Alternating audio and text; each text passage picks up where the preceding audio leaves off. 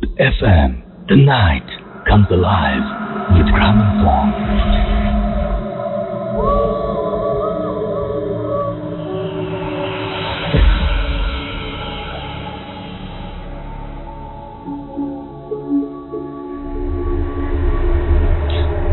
শুনছেন সবসময় video food credit point western.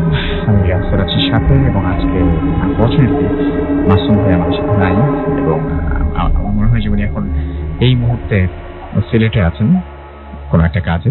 তো যাই হোক, আপনাদের সবাইকে স্বাগত জানাচ্ছি ভূত এফএম, এবং আশা করছি আপনারা যে যেখানে আছেন ভালো আছেন, সুস্থ আছেন।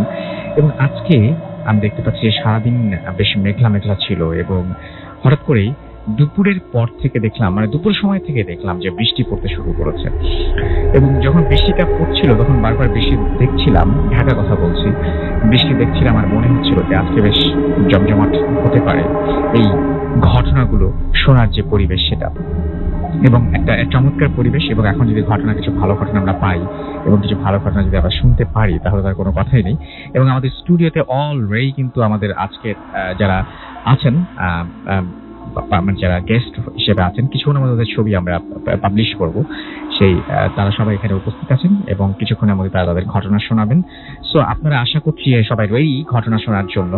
আমি শুরুতে যে নিয়মগুলো জানিয়ে দিই কি করতে হবে আপনাদেরকে প্রথমেই যেটা করতে হবে সেটা হচ্ছে, আমাকে যদি SMS করতে চান তাহলে SMS করতে হলে মোবাইলের মেসেজ অপশনে টাইপ করতে হবে ফুর্তি, FOORT ফুর্তি, স্পেস দিয়ে লিখতে হবে আপনার নাম, স্পেস দিয়ে আপনার মেসেজ পাঠিয়ে দিতে হবে 9840 নাম্বারে। যদি আমাদের ইমেল করতে চান, আমাদের ইমেল অ্যাড্রেস হচ্ছে bhutfm@radiofurti.fm, which is bhutfm@radiofurti.fm। আপনার নাম, ঠিকানা, ফোন নাম্বার সহ আপনার জীবনে ঘটে যাওয়া সেরা ঘটনা লিখে পাঠিয়ে দিন আমাদের কাছে।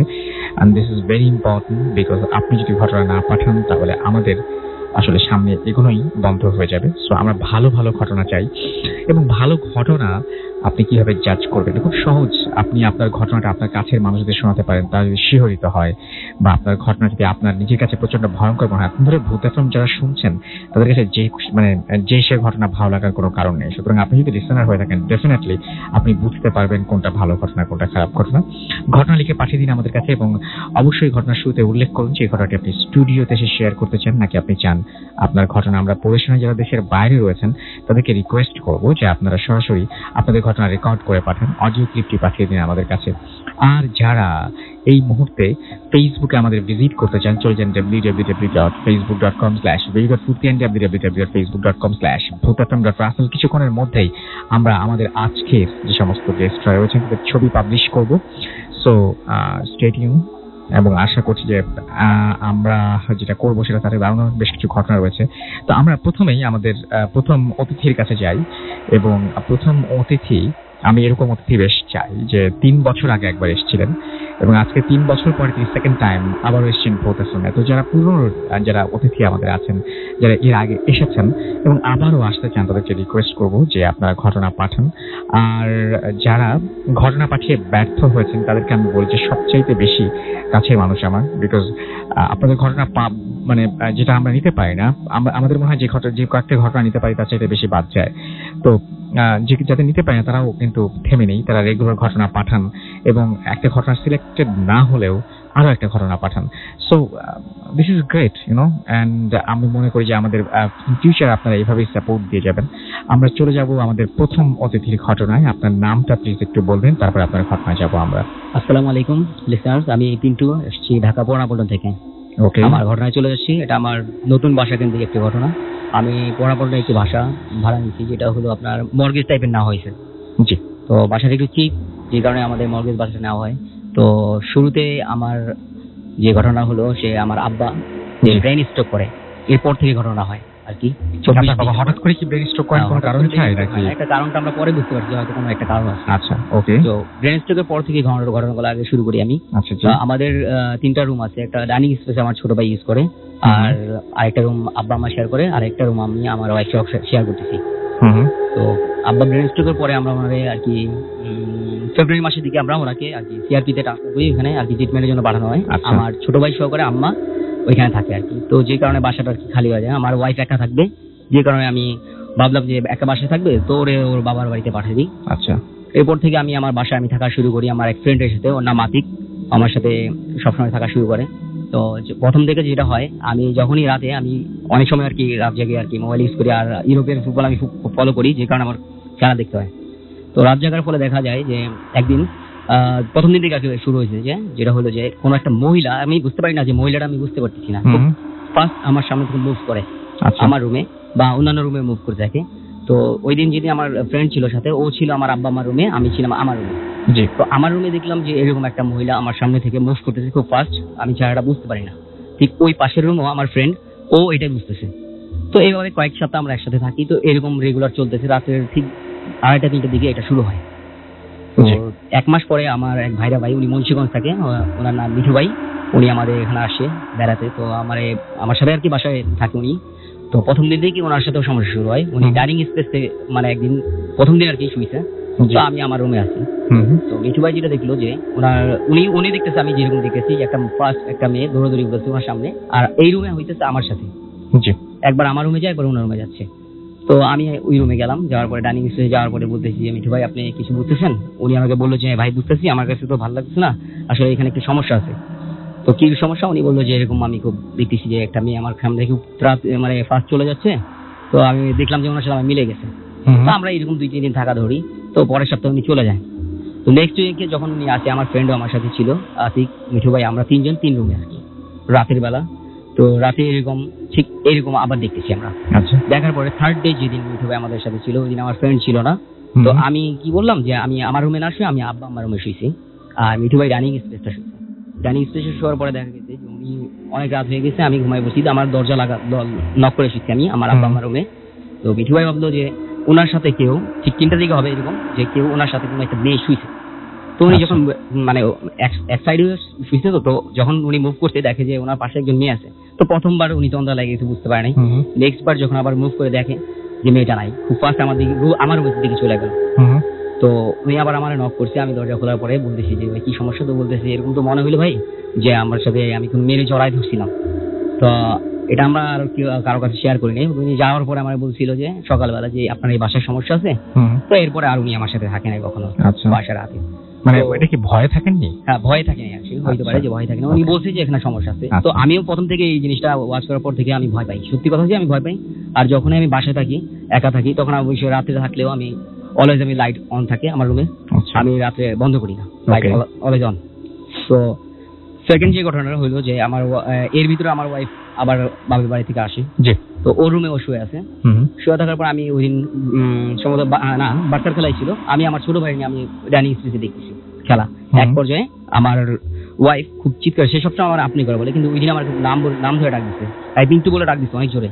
তো আমি দৌড়া গেছি, যাওয়ার পরে তখন সে আমার বললো যে আমি একজনকে দেখলাম যে আমার পাশে সামনাসামনি দাঁড়ায় আছে, আমার দিকে তাকায় আছে, খুব কালো কুচকুচে একটা অবয়ব মানুষের মতো, কিন্তু বোঝা যায় নাই যে কি আসলে। তো আমি আবার লাইটটা অন করে বললাম কি কোনো সমস্যা নেই, আচ্ছা ঠিক আছে, তাহলে একসাথেই থাকি। আমরা খেলা শেষ করলাম, একসাথে থাকলাম। তারপরে একদিনের ঘটনা যেটা, আমি শুয়ে আছি, তো মনে হলো যে আমার বারান্দা থেকে হাঁটতে হাঁটতে একটা কালো কুচকুচে একটা অবয়ব, এটা আমি বুঝতে পারিনি যে এটা মেয়ে কিনা, কিন্তু আমি দেখতেছি যে আমাদের আগে আসতেছি। অলরেডি তখন রাতে 3টা-3:30 বাজে, আমার ওয়াইফ অলরেডি ঘুমে, আর আমি তখন জাগনা ছিলাম, কিন্তু আমি বলতে পারছিলাম না যে আমি কিছু দেখতেছি। মানে অলরেডি আমার ওই শক্তিগুলো নাই আমার শরীরে যে আমি বলবো। আমি এত ভয় পেয়েছি যে আমি বলতে পারছি না। ও আমার সাথে আমার হাত লাগাও ছিল, যে কোনো বোবাই ধরবে এরকম কিছু না। ওই অবয়বটা আমার প্রথমে ওর হাতটা চাপ দিয়ে আমার নাকের উপরে ধরছে, ধরার পরে নাকের উপরে ধরে, অবয়বটা আমার নাকের উপরে চাপ দিয়ে ধরে, তারপর আমার মুখের উপরে, ঘাড়ের উপরে, মানে বুকটার উপরে বসার চেষ্টা করে। বুকটার উপরে বসছেও, তো আমি অনেক চেষ্টা করছি আমার নিজে সারানোর জন্য, কিন্তু আমি এক পর্যায়ে যে 1-1.5 মিনিট পরে আমার ওয়াইফ তখন আমার ধরছে, আমি ওভাবে বললাম যে আমি চিৎকার দিয়ে উঠছি, তখন আর ওই জিনিসটা আমি আর দেখিনি। তো পরবর্তীতে যখন আমি বললাম যে এরকম এরকম আমি দেখছি যে একটা কালো কিছু আমার ভর দিয়ে আমার মুখের উপরে বসছে, তো এটা বললো যে আমি এই জিনিসটাই আমি দেখছিলাম। ও এই জিনিসটা দেখছে, কালো অবয়বটা দেখছিল যে ওর সামনে দাঁড়ায় আছে। জি, তারপরে ঘটনা যেগুলো দেখা যাচ্ছে, জুলাই মাসের দিকে আমার আব্বা আমার আমি চলে আসছি সিআরপি থেকে। ওখানে ট্রিটমেন্ট আমার কাছে পছন্দ নেই, যে কারণে আমার বাসায় নিয়ে আসছি। আমার আব্বা আমাকে, ছোট ভাইকে বাসায় নিয়ে আসি। বাসায় নিয়ে আসার পরে তো আমরা ওইরকম রেগুলার থাকা শুরু করি নতুন বাসাটায়।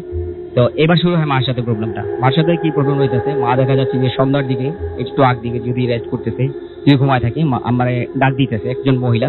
আর আম্মা যেটা দেখছে যে মহিলাটা ওনার খুব স্পষ্ট দেখছে যে এই মহিলাটা ওনার দিকে তাকায়, খুব বিদঘুটে একটা হাসি, মানে একটা ভৌতিক হাসি, দেখলেই অনেকে ভয় পাবো যে এই হাসিটা দিয়ে ওনার ডাক দিতেছে, এই ঘোট মানে যখনই রেস্ট করে যে এই উঠ বলে আর কি ডাক দেয়।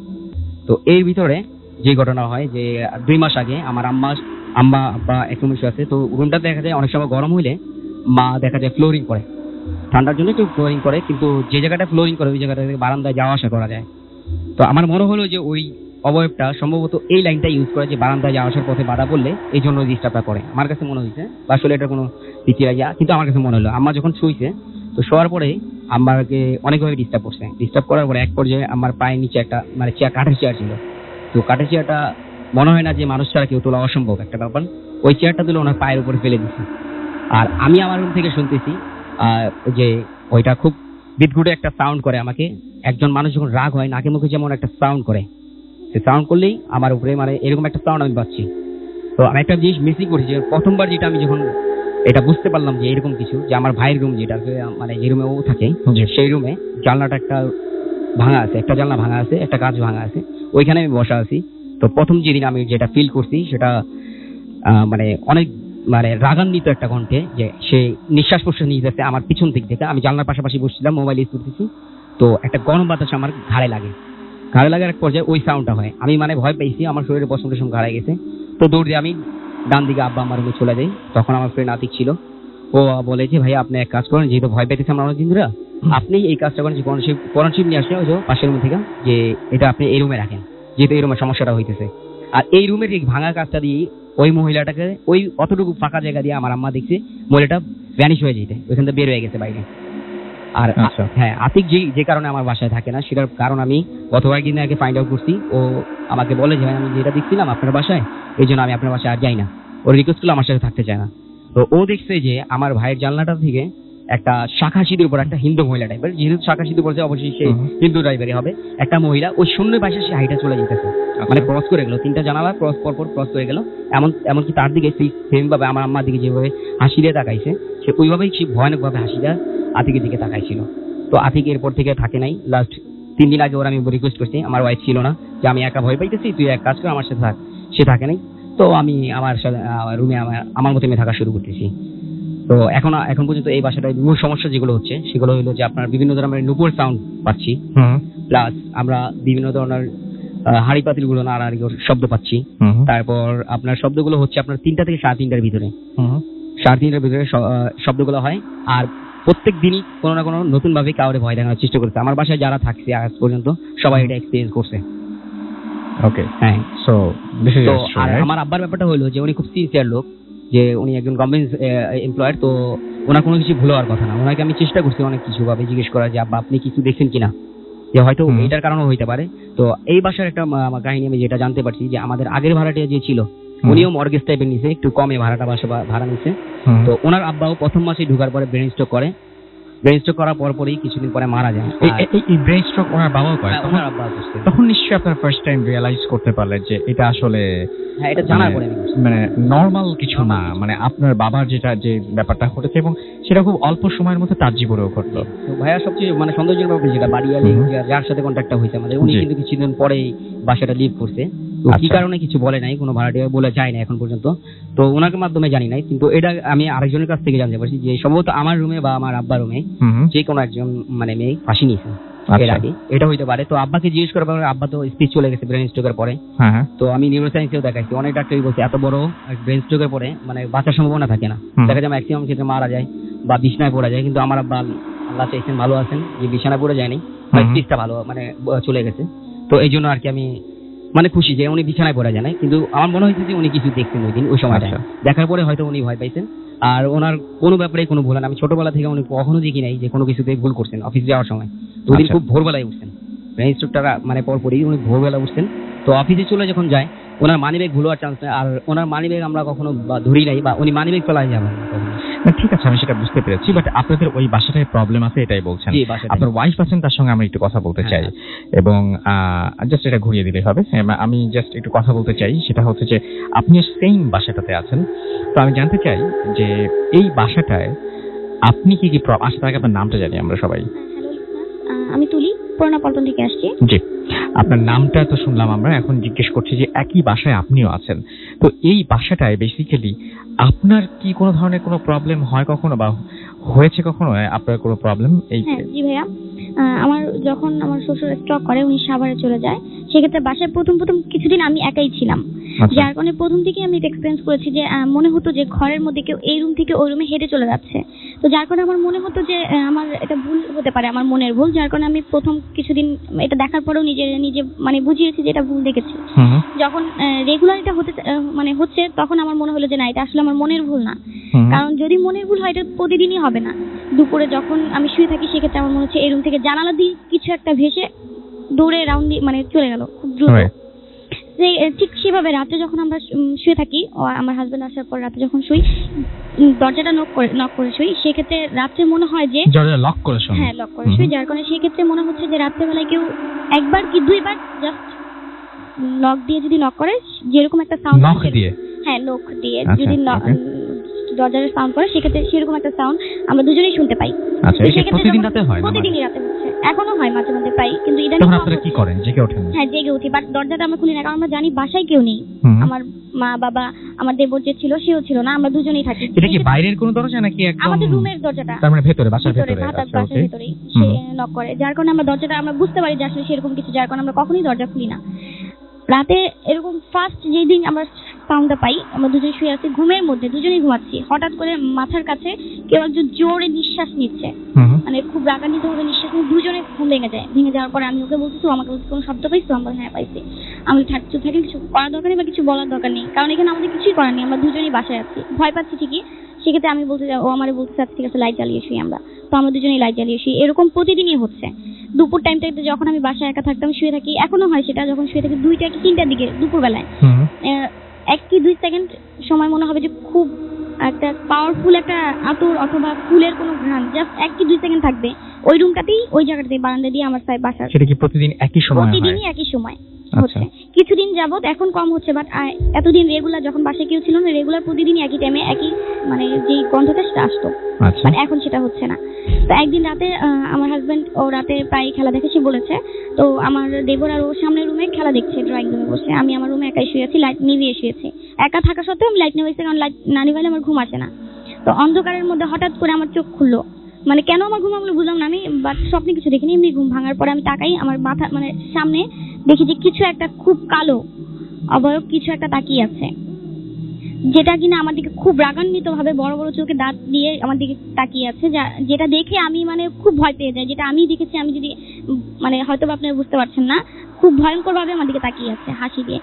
তো আমি আমার হাজবেন্ডকে কখনো নাম ধরে ডাকি না, সেদিন ভয়ে আমি খুব জোরে নাম ধরে যেটা উনি বলছিলেন, যেটা কিনা শোনা ওনার কথাও না, মানে এত জোরে আমি উনি শুনেছে, কারণ খেলা দেখতেছে, সাউন্ড অনেক দেওয়া, টিভির সাউন্ড অনেক জোরে দেওয়া ছিল, এই রুম থেকে সামনের রুমে এত জোরে চিল্লেই উনি দৌড়ে আসছে, দৌড়ে এসে কি হয়েছে কি। তো আমি তখন ওকে রাত্রে কিছু বলিনি, পরে সকালে আমি ওর সাথে শেয়ার করি এটা। সেদিনে আমি ফার্স্ট লাইভ কিছু একটা দেখেছি, বাট এমনিতে প্রতিদিনই আমি দেখতেছি এই রুম থেকে এই রুমে কিছু একটা দৌড়ে চলে যাচ্ছে। আচ্ছা, এই যে বাসাতে আছেন আপনারা, এই বাসাতে সবচাইতে অনেক কিছু এক্সপেরিয়েন্স করছেন, কিন্তু সবচাইতে কোন জিনিসটা বেশি ভয় লাগে, যেটা আপনি টলারেট করতে পারেন না, বা যেটা আপনি চান যে এখনই বন্ধ হয়ে যাক, এরকম কি আছে? যেটা কারণ এই জিনিসটাই বেশি দেখি, যেটা কিনা চোখের সামনের দিকে চলে যাচ্ছে, দৌড়ে দিয়ে কিছু একটা চলে যাচ্ছে। এটা কেমন দেখেন? সেই দেখেন কোন শেপ একটা, মানে ছায়া, যেরকম যদি আপনি দেখেন যে একটা মানুষ দাঁড়িয়ে থাকলে আলোর অপোজিটে যে একটা ছায়া দাঁড়িয়ে থাকে, অন্ধকার একটা ছায়া, ঠিক সেরকম একটা ছায়া লম্বা কিছু একটা এই রুম থেকে এই রুমে, আমাদের একটা জানালা আছে ড্রয়িং রুমে, সেই ভাঙা জানালাটা কাঁচ ভাঙা বলেছে আমার হাজবেন্ড, তো সেই জানালা দিয়ে কিছু একটা দৌড়ে চলে যাচ্ছে, বেরোয় যাচ্ছে, এই জিনিসটা দেখা যায়। এটা খুব বেশিই দেখা যায়, এটা সবাই ফেস করে। আমার বাসায় যারা আমরা 5 জন মেম্বার আছি, সে 5 জনই দেখি। ওকে, সো আপনারা সবাই প্রত্যেকে এই জিনিসটা দেখেন? হ্যাঁ, মাঝে মধ্যে দেখি, প্রায় আপনার রাত্রেবেলায় প্রায় দেখি নূপুর পরে কেউ একজন হাঁটতেছে, নূপুরের শব্দ দেখা যায় না কি হাঁটছে, বাট নূপুরের শব্দটা পাওয়া যায়। ওকে, সো এই হচ্ছে ঘটনা। Thank you very much. আমরা আবারও আপনাদের কাছে ফিরে আসবো যদি দরকার হয়, অ্যান্ড সেই পর্যন্ত আপনারা সবাই লিসেনার আমাদের সঙ্গেই থাকুন। এবং আমি দেখতে পাচ্ছি অনেকে আমাদের SMS করছেন, নাদিম খান আমাদের SMS করছেন ঢাকা থেকে, এবং আমাদেরকে SMS করেছেন দেখতে পাচ্ছি আমাদেরকে SMS করছেন লাবলু টঙ্গী গাজীপুর থেকে, জিনাত আমাদের SMS করেছেন, জিনাত ফেরদৌস, এবং আমাদেরকে SMS করেছেন শাওন।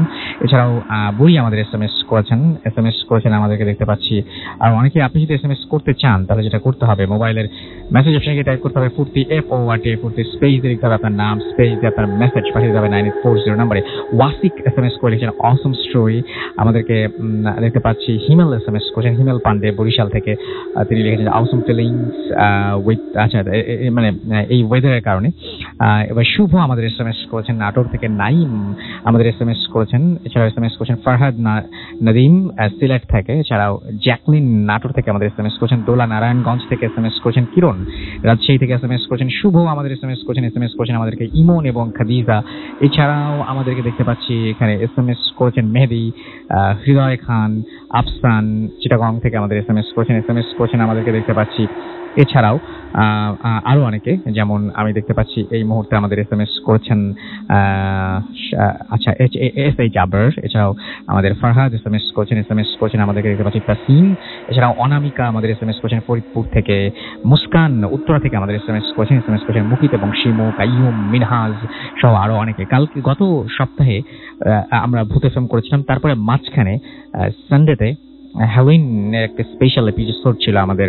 সেই এপিসোডটা আপনারা শুনেছেন কিনা আই ডোন্ট নো, বাট যারা শুনেছেন তারা নিশ্চয়ই একটু আমাদের জানাবেন যে কেমন লেগেছে সেই এপিসোডটা। সেদিন অনেকেই জানিয়েছিলেন, আজকে তারপরেই হচ্ছে এবং একই উইকে মানে উইকের মাঝখানে আমরা একটা ভূত FM করেছি। তো আপনাদের বেশি বেশি ঘটনা পেলে আমরা আসলে এই ভূত FM বানাতেও পারবো, বাট বেশি বেশি ভালো ভালো ঘটনা লাগবে, সেটা একটা ব্যাপার। তো আমার কাছে এই মুহূর্তে আরো একটা ঘটনা রয়েছে, সেই ঘটনাটি আমি একটু শুনে ফেলতে চাই। আর এই ঘটনাটি যিনি পাঠিয়েছেন তিনি হচ্ছেন আমাদের এইখানে রাজীব চন্দ্র দাস নামে একজন আমাদের এখানে পাঠিয়েছেন। তাকে আমি ইনভাইট করেছিলাম আমাদের স্টুডিওতে আসার জন্য, কারণ তার কাছে অনেকগুলো ঘটনা রয়েছে। বাট তিনি আমাকে লিখেছেন যে না, তিনি তার বিজনেস নিয়ে অনেক বেশি বিজি থাকেন, সো তার পক্ষে এটা সম্ভব না। তো তিনি যে ঘটনাটি পাঠিয়েছেন সেটি 1995-এ। আচ্ছা, তিনি যেখান থেকে ঘটনাটি পাঠিয়েছেন সেটা একটু আগে বলি। নাম হচ্ছে ওনার রাজীব চন্দ্র দাস, উনি একটা কোম্পানির ম্যানেজিং ডিরেক্টর, পাঠিয়েছেন কালীগঞ্জ গাজীপুর থেকে। 1995-এ একটা ঘটনা, তার ফ্রেন্ড রাহুল তার ঘটনা। এই ঘটনাটি ঘটেছে গোয়া, ইন্ডিয়াতে, তিনি যেভাবে লিখেছেন। এবং তিনি লিখেছেন, please excuse me, my English is not that much good. তারপরে তিনি পুরোটা ইংলিশে লিখেছেন, আমার মনে হয় যে বাংলায় লিখলে আরো বেশি ভালো। ইন 1995 তিনি বলছেন যে আমি একটা হোটেলে ছিলাম এবং এই যেই রাত্রিবেলা তিনি হোটেলে ছিলেন সেই রাতটা অনেক গরম রাত ছিল এবং তিনি ভাবছিলেন যে যেহেতু সামার সিজন যাচ্ছে, সামারের কারণে আজকে অনেক এত বেশি গরম। বাট কিছুক্ষণ পরে তিনি হঠাৎ করে বুঝতে পারলেন যে যিনি গরমটা ধীরে ধীরে বাড়ছে এবং তিনি সেই গরমটা থেকে একটু রেহাই পাওয়ার জন্য যেটা করলেন সেটা হচ্ছে হোটেলের জানালা এবং দরজা সব খুলে দিলেন। বাট স্টিল মানে ইট ওয়াজ ভেরি হট। তো তিনি তখন যেটা করলেন সেটা হচ্ছে তিনি টয়লেটে গেলেন এবং টয়লেটে গিয়ে তিনি টাওয়েল নিলেন এবং টাওয়েলটার মধ্যে কিছু পানি লাগালেন, পানিতে ভিজিয়ে নিলেন টাওয়েলটা। অ্যান্ড যেটা তিনি করলেন সেটা হচ্ছে তার চারিদিকে, শরীরের চারিদিকে সেটা দিয়ে মুড়ে দিলেন এবং 2 মিনিটসের মধ্যে within 2 minutes that towel becomes dry. এটা হচ্ছে সবচাইতে মজার ঘটনা। মানে ব্যাপারটা হচ্ছে এরকম যে গায়ে দেওয়ার সঙ্গে সঙ্গে টাওয়েলটা গরম হয়ে গেল এবং শুকিয়ে গেল। একটা মানুষের গায়ে মনে হয় এত তাপ থাকে না বা এত পরিমাণ হিট থাকে না যে 2 মিনিটের মধ্যে একটা টাওয়েল শুকিয়ে যেতে পারে। টাওয়েলটা তো অনেক মোটা হয়। দেন তিনি যেটা করলেন সেটা হচ্ছে তিনি একটা কাজ করলেন, সেটা হচ্ছে ফ্যানটাকে অনেক বেশি বাড়িয়ে দিলেন এবং সাডেনলি তিনি দেখলেন যে এই ফ্যানটা হঠাৎ করে ঘোরা বন্ধ হয়ে গেল এবং টিউব লাইটটা হঠাৎ করে কালার চেঞ্জ করে ফেললো এবং এটা রেড কালারের হয়ে গেল। দেন তিনি যেটা করলেন, তিনি বুঝতে পারলেন যে তিনি চিৎকার করতে শুরু করলেন এবং হেল্প চাইলেন ভয় পেয়ে এবং কেউ তার ভয়েস কোনো একটা কারণে শুনতে পাচ্ছে না। বাট দরজা জানালা সবকিছু তো খোলা, সুতরাং তার ভয়েস না শোনার মতো কোনো কারণ নেই।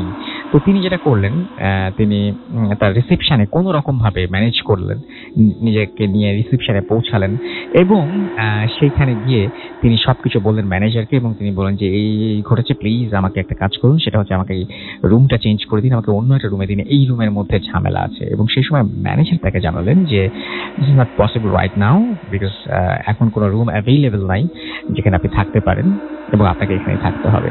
সো তিনি যেটা করলেন সেটা হচ্ছে stayed all night at reception এবং যখন সকাল হলো তখন রুম বয় আসলো এবং তিনি তাকে সব ঘটনা খুলে বললেন এবং রুম বয়কে রিকোয়েস্ট করলেন, খুব জানার ইচ্ছা ছিল তার যে এখানে কি ঘটেছিল।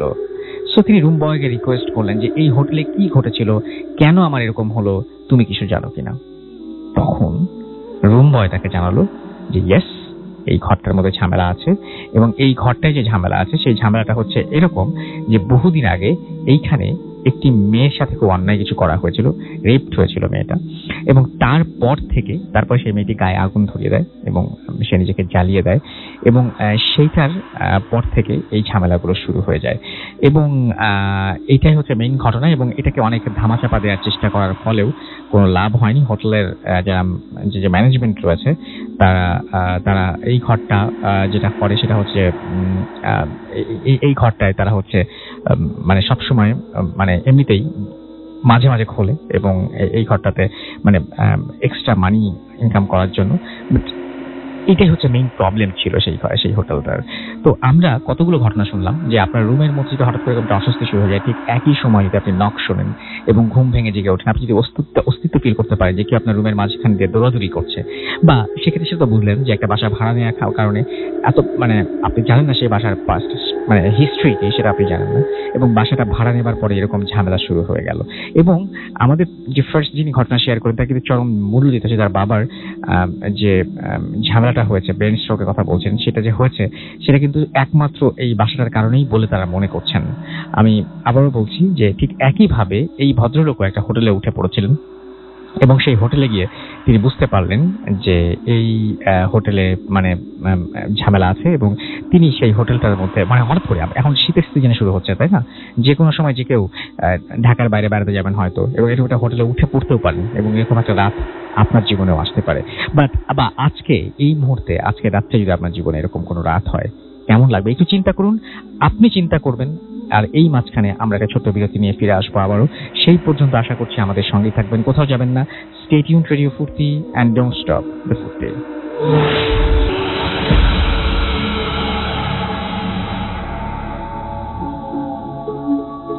Yes, the night comes alive with গ্রামীণ ফোন। শুনছেন সবসময় রেডিও ফুর্তি 8.2 FM।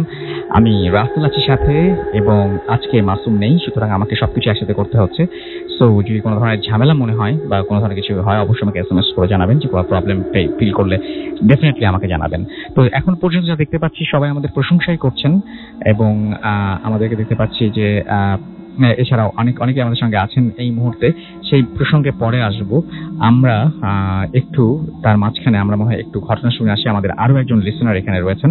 তার আগে জানিয়ে আমাদের যদি SMS করতে চান, আমাদের SMS করতে হলে মোবাইলের মেসেজ অপশনে গিয়ে টাইপ করতে হবে ফুর্তি, FORTI ফুর্তি, স্পেস দিয়ে লিখতে হবে আপনার নাম, স্পেস দিয়ে আপনার মেসেজ পাঠিয়ে দিতে হবে 9840 নাম্বারে। যদি আমাদের ইমেইল করতে চান, আমাদের ইমেইল অ্যাড্রেস হচ্ছে bhutfm@radiofurti.fm, which is BHOOTFM@radiofurti.fm। আপনার নাম, ঠিকানা এবং ফোন নাম্বার সহ আপনার জীবনে ঘটে যাওয়া সেরা ঘটনা লিখে পাঠিয়ে দিন আমাদের কাছে। ঘটনার শুরুতে অবশ্যই উল্লেখ করুন যে ঘটনাটা আপনি স্টুডিওতে এসে শেয়ার করতে চান, নাকি আপনি চান আপনার ঘটনা আমরা পড়ে শোনাই। এটা আমাদের খুব বেশি দরকার, আপনাদের মানে আপনাদের সহযোগিতা, এবং আপনাদের ঘটনা আমরা ডেফিনেটলি আরো বেশি চাই, এবং অবশ্যই আপনাদের ঘটনাগুলো লিখে পাঠান। আর সেই সাথে আমাদের যারা হচ্ছে ফেসবুকে ভিজিট করতে চান, কিছুক্ষণের মধ্যে এই জাস্ট কয়েক মিনিটের মধ্যে 2-1 মিনিটের মধ্যে আমরা একটা ভিডিও আপলোড করব আমাদের আজকের যে সমস্ত লিসেনাররা রয়েছেন। অবশ্যই চলে যাবেন আমাদের যে ফেসবুক পেজ রয়েছে www.facebook.com/radio.furti and www.facebook.com/bhutfm.russell। এই দুটো পেজ অবশ্যই ভিজিট করবেন। চলে যাচ্ছে আমাদের সেকেন্ড অতিথির কাছে। আপনার নামটা প্লিজ একটু বলবেন, তারপরে আমরা আপনার ঘটনায় যাব। হাই লিসেনার্স, ম্যাজিক ফ্রম পুরান ঢাকা সূর্যপুর থেকে। ওকে ম্যাজিক, আমরা আপনার ঘটনা শুনে বলতে যাচ্ছি, সেটা বেসিক্যালি আমার ফ্রেন্ড সুজন থেকে কালেক্ট করা। জি। তো সেদিন সুজন আমাকে এই ঘটনাটা বলার পর ভাবলাম আজকে ফুর্তি এফএমে এসে এই ঘটনাটা শেয়ার করব। তো যেটা হচ্ছে, সুজন আমার ফ্রেন্ড ঢাকা আসছে আজকে মিনিমাম 5 থেকে 7 বছর হয়, এর বেশি না। ওর ব্যাকগ্রাউন্ড গ্রামে, ও গ্রামের একটি ছেলে, আর খুব সাহসী একটি ছেলে। সেটা হচ্ছে ও আর ওর ফ্রেন্ড সার্কেল যারা ছিল গ্রামে, তারা একদিন হঠাৎ বিকেলবেলা হাইড এন্ড সিক খেলতে তো ভাবে যে হাইড এন্ড সিক খেলবে। তো হঠাৎ করে মাথায় ওদের প্ল্যান আসলো যে ওরা গ্রামে আম চুরি করবে। ওরা হাইড এন্ড সিক খেলতেছিল মিনিমাম 10 থেকে 15 জন। তো ওরা ভাবছে যে এতজন আম চুরি করতে গেলে তো ধরা খেয়ে যাবে, তো তার জন্য ওরা 3-4 জন যাবে, আর যারা ছিল তাদেরকে রেখে যাবে, আর ওরা বলবে না যে কাদের নিয়ে যাবে। তো ওরা 3-4 জন মিলে প্ল্যান করার পর, তো সবাই যখন হাইড এন্ড সিক খেলার সময় লুকিয়ে গেছে, ওরা 3-4 জন উঠছে বট গাছের উপরে। আর সুজন যে আমার ফ্রেন্ড, ও বট গাছের সবচেয়ে উপরের যে ডালটা ছিল ওই ডালটাতে উঠছে। ওঠার পর বসার পরে দেখে ওর হাতে কিছু একটা বেজে চলে আসছে, সেটা হচ্ছে বটগাছের ডালে মিনিমাম 50 থেকে 60টা তাবিজ ছিল। আচ্ছা, যেটা নাকি একটা ব্যাগে করে বাঁধা ছিল। ব্যাগের মধ্যে? হ্যাঁ, একটা ব্যাগের মধ্যে তাবিজ ছিল। তো বটগাছের নিচেই ছিল একটা মুদি দোকান। ওই মুদি দোকানের নাকি ও কেমন একটা কাজিন মুদি দোকান চালায়। তো ও বটগাছে থেকে মুদি দোকানদারকে বলতেছে যে ভাইয়া, বটগাছের উপরে তো দেখলাম একটা তাবিজ। ওই ভাইয়া নিচে থেকে বলতেছে যে তাবিজ মানে কি, তো তুই নিচে চলে আয়। তো সুজন নিচে চলে আসার পর দেন ওই ভাইয়া বলতেছে যে কি দেখছিস উপরে? সুজন বলতেছে যে উপরে তো দেখলাম 50 থেকে 60টা তাবিজ মিনিমাম বাঁধা বটগাছের একটা ডালে। আচ্ছা, ওই ভাইয়া তারপর বলতেছে যে তাবিজ গুলা কেটে নিয়ে আয়। তো সুজন আবার কি করলো, ও ওই গাছের ডালে আবার চললো। চড়ার পর তাবিজ গুলা কেটে নিয়ে আসছে। নিয়ে আসার পর ওই ভাইয়াকে তাবিজ গুলা দিয়ে দিল। দেন ওই ভাইয়া তাবিজ গুলা কি করছে না করছে এটা ও বলতে পারে না। ওই ভাইয়া মিনিমাম যে ভাইয়া তাবিজটা নিচে মুদি দোকানের ভাইয়াটা, ওই ভাইয়াটা মিনিমাম হয়তো বা তাবিজটা ফেলে দিছে, এরকম একটা কিছু। তো তখন খুব ছোট ছিল, আমাকে যেভাবে বললো যে আজিজ আলী ও বাসে চলে গেছে। বাসে চলে যাওয়ার পর রাতে ডিনার করে ঘুমায় পড়ছে। তো ঘুমায় পড়ার পর সকালবেলা যখন নাকি সুজন উঠলো বাসা থেকে, তো ও দেখতেছে যে বাসার ম্যাক্সিমাম সবাই ওর পাশে বসা। আচ্ছা, আর আন্টি ওর সাথে ওর মাথার উপর হাত বোলাচ্ছিল, এরকম একটা কিছু। আর ও ঘুম থেকে ওঠার পর তো আন্টিকে জিজ্ঞেস করতেছে কি ব্যাপার, কি হয়েছে, আমার কি হয়েছে আর এরকম করতেছে কেন তোমরা সবাই? এমন টাইমে সুজনের চাচা সুজনের ইসে থেকে রুমে চলে এসে বলতেছে যে কিরে কালকে রাতে তোর কি হয়েছে? তো সুজন বলতেছে কালকে রাতে কি হয়েছে না হয়েছে আমি কিভাবে বলবো, আর সবাই সকালবেলা আমার রুমে কেন? সুজনের চাচা বলতেছে যে কালকে রাতে তোর কি হয়েছে তুই জানিস না? ও মানে আসলেই কিছু জানে না? হ্যাঁ, ও কিছুই জানে না। ও নরমালি ঘুম থেকে সকালবেলা আমরা যেভাবে উঠি ও সকালবেলা ওইভাবেই ঘুম থেকে উঠছে। ঘুম থেকে ওঠার পরে দেন ওর চাচা বলতেছে কালকে রাতে তুই এত চিল্লাচিল্লি করছিস যে আমরা তোরে আটকে রাখতে পারি না। ও বলতেছে মানে? তো তারপর ওর চাচা বলতেছে যে তুই কালকে রাতে বারবার খালি রুম থেকে বের হয়ে যাবি, আর আমরা তোরে এক পর্যায়ে ভাবছিলাম যে আমরা তোরে বেঁধে রাখবো। আচ্ছা, তারপরে সুজনের শরীরে দেখতেছে সুজন নিজেও যে অনেকগুলা দরজা থেকে স্পট পড়ে আছে, এই টাইপের কিছু একটা। তো তখন বুঝতে পারছে যে না, ঘটনাটা সত্যি, আর ওরে সবাই যা বলতেছে ওইটা একদম ঠিক। গেল তো এরকম একটা টাইমে বিকাল চলে আসছে। বিকাল চলে আসার পর বাসায় সব নর্মাল হয়ে গেছে। বিকাল চলে আসার পর সুজনকে ওর বাসা থেকে বলতেছে যে বাজারে যাওয়ার কথা। বাজারে গিয়ে ও কি নিয়ে আসবে সেটা হচ্ছে বাজারে গিয়ে ওর বাসা থেকে বলছে যে ইলিশ মাছ কিনে নিয়ে আসার জন্য। তো ও একা বাজারে যাবে, আর তার ভিতর আবার সকালবেলা দেখলো যে ওর বাসায় অনেক প্রবলেম হয়েছে। ও ভাবলো যে ওর মামাতো ভাইকে সাথে করে নিয়ে যাবে। মামাতো ভাই আবার ওর থেকে ছোট। ও একটা সাইকেলে করে ওর মামাতো ভাইকে পিছনে বসিয়ে তো ওর মামাতো ভাইকে নিয়ে গেছে বাজারে। বাজার থেকে আসার সময় বাজারে গিয়ে ইলিশ মাছ কিনছে। কেনার টাইমে ইলিশ মাছটি ছিল ওর মামাতো ভাইয়ের কাছে।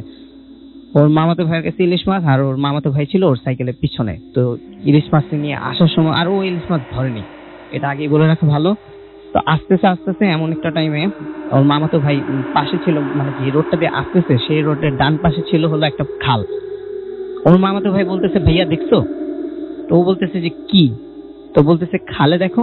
ওর মামাতো ভাই ওরে বলতেছে যে খালে দেখো। তো খালের দিকে তাকানোর পর ও যেটা দেখে সেটা হচ্ছে যে একটা লোক খালে নরমালি মনে হয় যে রাস্তা দিয়ে হেঁটে গেলে যেমন একটা লোক খালে ওইভাবে হেঁটে চলে যাচ্ছে। মানে মনে হচ্ছে পানি টানি কিছু আছে, এটা বোঝা যাচ্ছে কিছু নেই নরমালি, কিন্তু খালে পানি টানি দিয়ে সব ভরাতো। এই জিনিসটা ও দেখার পর ওর ভিতরে ভয় ঢুকে গেছে। তো ও চিন্তা করছে যে এখন যদি আমি ভয় পাই তাহলে আমার যে মামাতো ভাই পিছনে, ও তো ছোট, তখন ও কি করবে? ও আরো ভয় পাবে, পেয়ে যাবে। তো ব্যাপারটা একটু অন্যরকম হয়ে যাবে। ও ভাবতেছে যে না, এখন আমি ভয় পেলে চলবে না। তারপর একটা সকালবেলা আমার সাথে একটা ঘটনা ঘটে গেছে। তো ও না ভয় না পেয়েও না পাওয়ার মতো করে মাথাটা নিচ করে সাইকেল নরমাল যেভাবে চালানোর কথা সেভাবে চালিয়ে চলে যাচ্ছে। হঠাৎ করে আবার ওর কি যেন মনে হলো যে একটু তাকাই। আচ্ছা, তাকানোর পরে ও যে জিনিসটা দেখতেছে সেটা হচ্ছে যে লোকটা হাঁটতেছে ঠিকই, তো লোকের যে মানে পেট পর্যন্তই বডিটা আছে, বাট পেটের নিচে যা আছে ওইগুলা মানে কিছু নাই। ও এতটুকু মানে রিয়েলাইজ করতে পারছে যে পেট পর্যন্তই লোকটা যা আছে, আর পেটের নিচে কিছু নাই, আর ওর দিকে তাকায় আছে। তো এই জিনিসটা দেখে ওর কিছু না বলে নর্মালি বাসায় চলে আসছে, আর মামাতো ভাইকে অত কিছু একটা বুঝতে দেয়নি। তো বাসায় চলে আসার পর ও আন্টিকে ইলিশ মাছটা দেওয়ার নাকি মানে ওই ইলিশ মাছটা যতটুকু ধরছে সেটা হচ্ছে ওর মামাতো ভাই হাত থেকে নিয়ে ইলিশ মাছটা আন্টির হাতে দিচ্ছে, জাস্ট এতটুকু ও ইলিশ মাছটা ধরছে। আচ্ছা, তো মজার ব্যাপার হচ্ছে ওর মামাতো ভাইয়ের কাছে মানে ইলিশ মাছটা ছিল, মামাতো ভাইয়ের শরীরে ইলিশ মাছের কোনো গন্ধ নেই। তো ও রাতে নাকি একবার গোসল করছে, দেন তাও নাকি ওর শরীরে প্রচুর ইলিশ মাছের গন্ধ। তো আন্টি ওরে বলতেছে কি তোর থেকে তো ইলিশ মাছের গন্ধ ছোটেই না, আচ্ছা তুই কি গোসল করিস নি? তো ও বলতেছে যে আমি অলরেডি একবার গোসল করছি, আমি নিজেও গন্ধ পাইতেছি, তো এখন আরেকবার গোসল করে আসি। ও পুকুরে গিয়ে আবারও গোসল করছে, দেন রাত 10টা না 11টার সময় জানে আবার পুকুরে, মানে মোট ওর 2 থেকে 3 বার গোসল করা কমপ্লিট। ওর শরীরে থেকে ইলিশ মাছের গন্ধ যাইতেছে না। আন্টি তখনই বুঝতে পারছে যে কোন একটা ঝামেলা আছে, কোন একটা ঝামেলা আছে। তো তখন আন্টি ও পরের দিন যেটা হয় গ্রামে স্বাভাবিক, যে গ্রামে হুজুর টুজুর ঝাড়ফুঁক যারা করে ওদের দেখানো পরে, তো ওই পানি পড়া, তারপর তাবিজ টাবিজ হাবি জাবি এগুলো অনেক কিছুই দিছে ওকে। তো মোটামুটি নর্মালি ঠিকই যাচ্ছিল। একদিন হঠাৎ করে সন্ধ্যার সময় ও ভাবছে যে ওর ফ্রেন্ডের বাসায় যাবে। ওর ফ্রেন্ডের বাসায় গিয়ে কি টিভি দেখার এই টাইপের কিছু একটা করছে, টিভি বা ডিভিডি প্লেয়ার এগুলা দেখে তো চিন্তা করতেছিল বাসায় ব্যাক করবে। বাসায় ব্যাক করার টাইম মোটামুটি অনেক রাত হয়ে গেছিল। অনেক রাত হয়ে যাওয়ার পর এমন টাইম পড়তেছিল বৃষ্টি। তো বৃষ্টি পড়ার আগে ওই যে বিদ্যুৎ চমকালে একটা আমরা আলো দেখতে পাই না, ওই আলোটার ভিতর ও দেখলো কি ওর সামনে একটা শ্যাডো টাইপ কিছু একটা দাঁড়ানো। তো এটা দেখে ওর আগে যে মানে পাশে হয়ে যাওয়া যে ঘটনাগুলা ওগুলো সব মনে পড়ে গেছে। ও এমন টাইমে অনেক মানে দৌড়াবে এমন একটা সিচুয়েশন। তো ও এক পর্যায়ে দৌড়ে দিছে। দৌড়ে দেওয়ার পর ওর ফ্রেন্ডের বাসা থেকে ওর বাসা মিনিমাম যেতে 5 থেকে সর্বোচ্চ 5 মিনিট লাগবে। তো ও দেখতেছে কি ও মিনিমাম 15-20 মিনিট দৌড়েছে। দৌড়ানোর পর ও স্টিল যে জায়গায় দাঁড়ানো ছিল ও ওই জায়গায় আছে। 15-20 মিনিট দৌড়ানোর পরে ও স্টিল ওই জায়গায় আছে। এমন টাইমে নিচে তাকালো, নিচে তাকানোর পরে ও দেখতেছে যে ও মাটি থেকে মিনিমাম 1 হাত উপরে ভেসে আছে। আচ্ছা 1 হাত উপরে ভেসে আছে। তো পরে এইটা দেখে ও সাথে সাথে বেহুশ হয়ে গেছে। অজ্ঞান হয়ে যাওয়ার পর ও ঘুমে থেকে যখন নাকি উঠলো, উঠে দেখলো যে ওর বাসায় আছে, কিভাবে আসছে না আসছে ও কিছুই জানে না। তো এমন টাইম ও গ্রাম থেকে তারপর চলে আসছে আমাদের বাসার নিচে, মানে আমরা এখন যে বাসাটাতে থাকি ওই বাসাটার নিচেই। তারপর সুজনরা এই ফার্স্ট ভাড়া চলে আসে। তো তারপর ও আসার পর ওর সাথে নাকি আর কোনো প্যারানর্মাল অ্যাক্টিভিটিস অত একটা হয়নি। এইভাবে কয়েক মাস কাটার পর হঠাৎ করে ও একদিন হুজুর, মানে ও হলো ইসেতে কোরআন শরীফ শেখার জন্য এক হুজুরের কাছে প্রায় যেত। হুজুরের কাছে যাওয়ার পর একদিন হুজুর ওরে কোরআন শরীফ শেখার টাইমে ওরে বলতেছে যে সুজন তোমার কি কিছু একটা হইছে? আচ্ছা হুজুর হঠাৎ করে ওকে মানে কোন কিছু না জিজ্ঞেস মানে বলার ফলে মানে কিছুই জানেন না হুজুর, হঠাৎ করে কথাটা শুরু করেছেন। হুজুর হঠাৎ করেই বলতেছে যে সুজন তোমার কি বাবা কিছু একটা হইছে? আচ্ছা তো বলতেছে কেন হুজুর হঠাৎ আমাকে এটা এই প্রশ্ন কেন করছেন? এই প্রশ্ন কেন করতেছেন? তো হুজুর ওকে জাস্ট এতটুকু বললো যে এই ক্লাস শেষ হয়ে যাওয়ার পর সবাই চলে গেল, তুমি থেকে যাবা, আচ্ছা আমার তোমার সাথে একটু কথা আছে। ওকে। তো ও হুজুরের থেকে ওই কথা আছে শোনার পর ও থেকে গেছে। তো থেকে যাওয়ার পর হুজুর অজু টজু করে কিছুক্ষণ পর আবার ভিতরে ওই রুমে চলে আসছে। চলে আসার পরে বলতেছে যে এখন বসো। ওরা একটা কি যেন একটা মানে কিভাবে যেন একটা বসতে বলছে, তো ওই স্টাইলে ও বসছে। বসার পরে এখন হুজুর ওরে বলতেছে যে আমি যাই করি না করি, আমি যতক্ষণ পর্যন্ত না বলবো উপরে তাকাতে, তুমি ততক্ষণ পর্যন্ত উপরে তাকাবা না, তুমি নিচেই তাকায় থাকবা। আর যাই হোক তুমি নিচেই তাকায় থাকবা, আমি বলবো দেন তুমি উপরে তাকাবা, তাছাড়া সুজন তুমি কখনো উপরে তাকাবা না, আর না হলে প্রবলেম হবে একটা। তো ওইভাবেই ও নিচে তাকায় আছে। তো নিচে তাকানোর পরে হুজুর ওর যে পাঁচটি যে ঘটনাগুলো ঘটে গেছে, এই যে এইটা ওইটা মানে ইলিশ মাছের থেকে শুরু করে ও যে বৃষ্টির ভিতরে যা যা হইলো, হুজুর দেখে ও দেখলো কি যে হুজুর মানে হুবহু সেগুলো বলছেন, ওই সেগুলাই বলে দিচ্ছে। আচ্ছা। আর এমন একটা টাইম হুজুরের চারপাশে থেকে এমন স্মেল, সুন্দর স্মেল আসতেছিল। তো ও এটা দেখে না ওর অনেক ইচ্ছে হইতেছিল যে উপরে তাকানোর জন্য, আর হুজুর কি করতেছে মানে একটা কিউরিওসিটি কাজ করে ওর ভিতরে। তো সেটার জন্য ও আর উপরে তাকায়নি, যেহেতু হুজুর ফার্স্টেই বলে দিয়েছিল যে কখনো উপরে তাকাবো না। দেন কিছুক্ষণ পরে হুজুর ওকে বললো যে এবার তাকাও। তাকানোর পরে দেখে যে হুজুরের জায়গায় আছে। তো হুজুরকে বলতেছে যে আপনি এগুলা কিভাবে জানেন, আপনাকে তো আমি এগুলা শেয়ার করিনি, আপনি জানলেন কিভাবে এগুলা? তো হুজুর তখন ওকে একটাই কথা বললো যে তুমি বাসায় চলে যাও, আর আমি জানলাম কিভাবে এই প্রশ্নটা কখনো করবা না। আচ্ছা। তো ও বুঝতে পারছে যে কোন একটা ঝামেলা আছে, না হলে হুজুর আমাকে এতদিন পরেও কিভাবে কেন এগুলা বললো, আর কোন একটা কারণে হুজুর সেটা জানাতেও চান না যে আসলে কি হয়েছে। হুজুর একটা এই কোন একটা কারণে এটা জানাতেও চান না। তো যাক, এই কথাটা ও হুজুর যে ওরে এত কিছু বলে দিছে, এই কথাটা তারপর ও বাসায় যাওয়ার পর ওর আম্মুর কাছে শেয়ার করছে। ওর আম্মুর কাছে শেয়ার করার পর ওর আম্মু আবার ওর আব্বুকে রাত্রে করে বলছে যে দেখো সুজনের সাথে এগুলা যে হইছে, তো হুজুরের কাছে হুজুর তো ওরে আজকে এগুলা বলছে। তো ওর আব্বু বলছে যে তাহলে এক কাজ করো, কালকে লাঞ্চের টাইমে হুজুরকে ইনভাইট করা বাসায় আসার পর জিনিসটা আসলে কি এটা ব্যাপারে একটু কথা বলি হুজুরের সাথে। তো সকালবেলা গিয়ে হুজুরকে লাঞ্চে ইনভাইট করে আসছে, হুজুরও লাঞ্চে এসে লাঞ্চ করার পর বাসার যে মুরব্বী যারা ছিল সবাই মিলে বসছে, যে বসার পর হুজুরকে জিজ্ঞেস করতেছে যে ওর যে একটা প্রবলেম হয়েছে সেটা তো বুঝতে পারছি, এখন এটা সলিউশন কি। তো দেন হুজুর বলতেছে ওর কাছে থেকে ওই একটা ওদের গ্রামে একটা বট গাছ ছিল, বট গাছের থেকে অনেকগুলো তাবিজ ওগুলা কেটে ফেলছে। আর ওই তাবিজটা নাকি আল্লাহর কোন এক পরেজগার বান্দা অনেক বছর আগে, মানে মিনিমাম 700 না 800 বছর আগে এরকম একটা টাইমে ওই গাছে ওই তাবিজগুলা মানে বেঁধেছিল। সেটার কারণটা হলো ওই যে গ্রামটা, ওই গ্রামে নাকি অনেক নদী ভাঙ্গা, তারপর আরো আদার্স অনেক প্রবলেমই ছিল। তো প্রবলেম থাকার কারণে ওই তাবিজটা বাঁধার পর আর কোনো প্রবলেম হয়নি ওই গ্রামে। আর হুজুর এটাও বলতেছে যে ও যে মানে ওর যে ভাইয়াটাকে, ওর ভাইয়ার ডিসিশনে ও যে তাবিজগুলা মানে কাটলো, সেই ভাইয়ার নাকি এখন অবস্থা অনেক খারাপ, আর ওই গ্রামেরও নাকি অবস্থা অনেক খারাপ। তো তারপর আঙ্কেল খোঁজটোজ নিয়ে দেখে যে হ্যাঁ ওই ভাইয়া এখন গ্রামের মানে রাস্তার ফকির এই টাইপের কিছু একটা। আচ্ছা।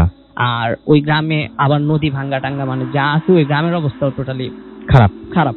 আচ্ছা। তো হুজুর বলতেছে যে ও যে এই কাজটা করছে, তো তখন আঙ্কেল বলতেছে যে ও তাহলে এই কাজটা বুঝে করে না, আর যদি বুঝতো তাহলে অ্যাটলিস্ট এই কাজটা করতো না। তো হুজুর বলতেছে এই কারণেই ও বেঁচে আছে, আর যদি বুঝে কাজটা করতো তাহলে হয়তোবা আজকে আর সে বেঁচে থাকতো না হয়তো, এই টাইপের কিছু একটা। তো যাই হোক, যে আঙ্কেল বলতেছে যে তাহলে এটার এখন সলিউশন কি, যেহেতু প্রবলেম হয়েছে তো সেটা তো একটা সলিউশন দিতে হবে, এখন এটা সলিউশন কি। তারপরে হুজুর বললো যে ওকে এটা সলিউশন আমি দিয়ে দিব না। তারপরে হুজুর পরের দিন সুজনকে ডাকা হুজুর এই যে রুমে নিয়ে যাওয়ার পরে অনেক তাবিজ একটা তাবিজ দিছে আর পানি পড়া এই টাইপের কিছু একটা দিছে, আর ওকে বলছে যে আর যাই হোক সন্ধ্যার পরে নদীর পাড়ের সাইডে যাইতে না। আচ্ছা। আর এর মাঝখানে আমি একটা কথা মিস করছি, সেটা হলো সুজনকে প্রায় মানে পিছনে থেকে কেউ ডাক দিত, সুজন স্বপ্নে না বাস্তবে? অথচ ও পিছনে ঘুরে তাকানোর পরে দেখতো যে মানে পিছনে কেউ নাই, পিছন থেকে ওকে খোঁচা দিত, থাপ্পড় দিত, আর পিছনে ঘুরে তাকানোর পরে দেখতো যে কেউই নেই পিছনে, ও নর্মালি। তো হুজুর ওকে বললো যে নদীর পাড়ে যেতে না। তো হুজুরের কথা মতো নদীর পাড়ে সন্ধ্যা হলে যেত না। এইরকম করে চলতেছে। আর হুজুর যে ওকে একটা তাবিজ দিছিল হাতে, হুজুর বলছে যে এই তাবিজটা কখনো খুলবা না, আর এই তাবিজটা যেদিন খুলে নিজে থেকে পড়ে যাবে তো সেদিন তুমি বুঝবা যে তোমার প্রবলেম সলভ হয়ে গেছে, আর তোমার সাথে কোনো প্রবলেম নেই। একদিন হঠাৎ করে ও কোনো একটা কাজে বাসা থেকে বের হয়েছে। বের হওয়ার সাথে সাথে দুপুর টাইম ছিল, তখন বের হওয়ার সাথে সাথে মোটামুটি বিকাল হয়ে আসবে এরকম একটা টাইমে হুজুর ওকে ফোন দিয়ে বলতেছে যে তুমি এখন মসজিদে আসো, তুমি এখনই মসজিদে আসো, আর তুমি যে আসবা একা আসবা না, সাথে কাউকে নিয়ে আসবা। তো ও বলতেছে যে কেন? হুজুর বলতেছে যে কোনো একটা সমস্যা আছে। হুজুর নিশ্চয়ই খুব তাড়াহুড়ো করছে। হ্যাঁ, হুজুর খুব তাড়াহুড়ো করতেছে। তো এরকম টাইমে আরেক ফ্রেন্ডকে ও রিকোয়েস্ট করে যাই হোক যেভাবে কনভিন্স করে ও মসজিদে নিয়ে গেছে। তো ওই যে ফ্রেন্ডটা ছিল ওই ফ্রেন্ডটাকে হুজুর বলছে তুমি চলে যাও, আর ওরে হুজুর একটা রুমে নিয়ে যাওয়ার পর মিনিমাম 1 থেকে 1.5 ঘন্টা বন্ধ করে রেখে হুজুর যেন কোথায় চলে গেছে। তো নামাজের টাইম হয়েছে, নামাজের টাইম হওয়ার পর দিন হুজুর আসছে, আসার পর রুম খুলে তারপরে ওকে বলতেছে যে কোনো কথা না বলে অজু করো, অজু করার পর নামাজ পড়ো। হুজুর আর ও একসাথে নামাজ পড়ার পর আবার ওই রুমে চলে আসছে। ওই রুমে চলে আসার পর এখন ও হুজুরকে জিজ্ঞেস করতেছে যে আপনি এত কিছু হইলো আমি কিছুই বুঝলাম না, আপনি আমাকে এত তাড়াহুড়া করে ডেকে নিয়ে আসলেন, বাট নিয়ে আসার পর আমাকে 1 থেকে 1.5 ঘন্টা যে এই রুমের ভিতর আটকে রাখলেন, এটার মানে কি? তাহলে আমাকে এত তাড়াহুড়া করার দরকারটা কি ছিল? আর তাহলে 1.5 ঘন্টা আমাকে এই রুমে একা অফ করে রাখলেন কেন? তখন হুজুর বলতেছে আজকে তোমার এমন একটা রিস্ক ছিল আর এমনই একটা ফারাক আসছে যেটা মানে কি বলবো, আজকে তোমার লাইফের উপর ব্যাপারটা যাইতো। তো যাই হোক তুমি এখন এটা থেকে সেফ হয়ে গেছো, আমি এই কারণে আর এর থেকে বেশি কিছু জানতে চাই না। মানে হুজুর ও কোনো একটা কোশ্চেন করলে জাস্ট এতটুকু বলতো যে যতটুকু জানাচ্ছি ততটুকু জানো, এর থেকে বেশি কিছু জানতে চাই না। এই 3-4 দিন পরে হঠাৎ একদিন সুজন ঘুম থেকে উঠে দেখে যে ওর যে তাবিজটা হুজুর যে তাবিজটা দিছিল ওটা এইভাবে বিছনায় পড়ে আছে।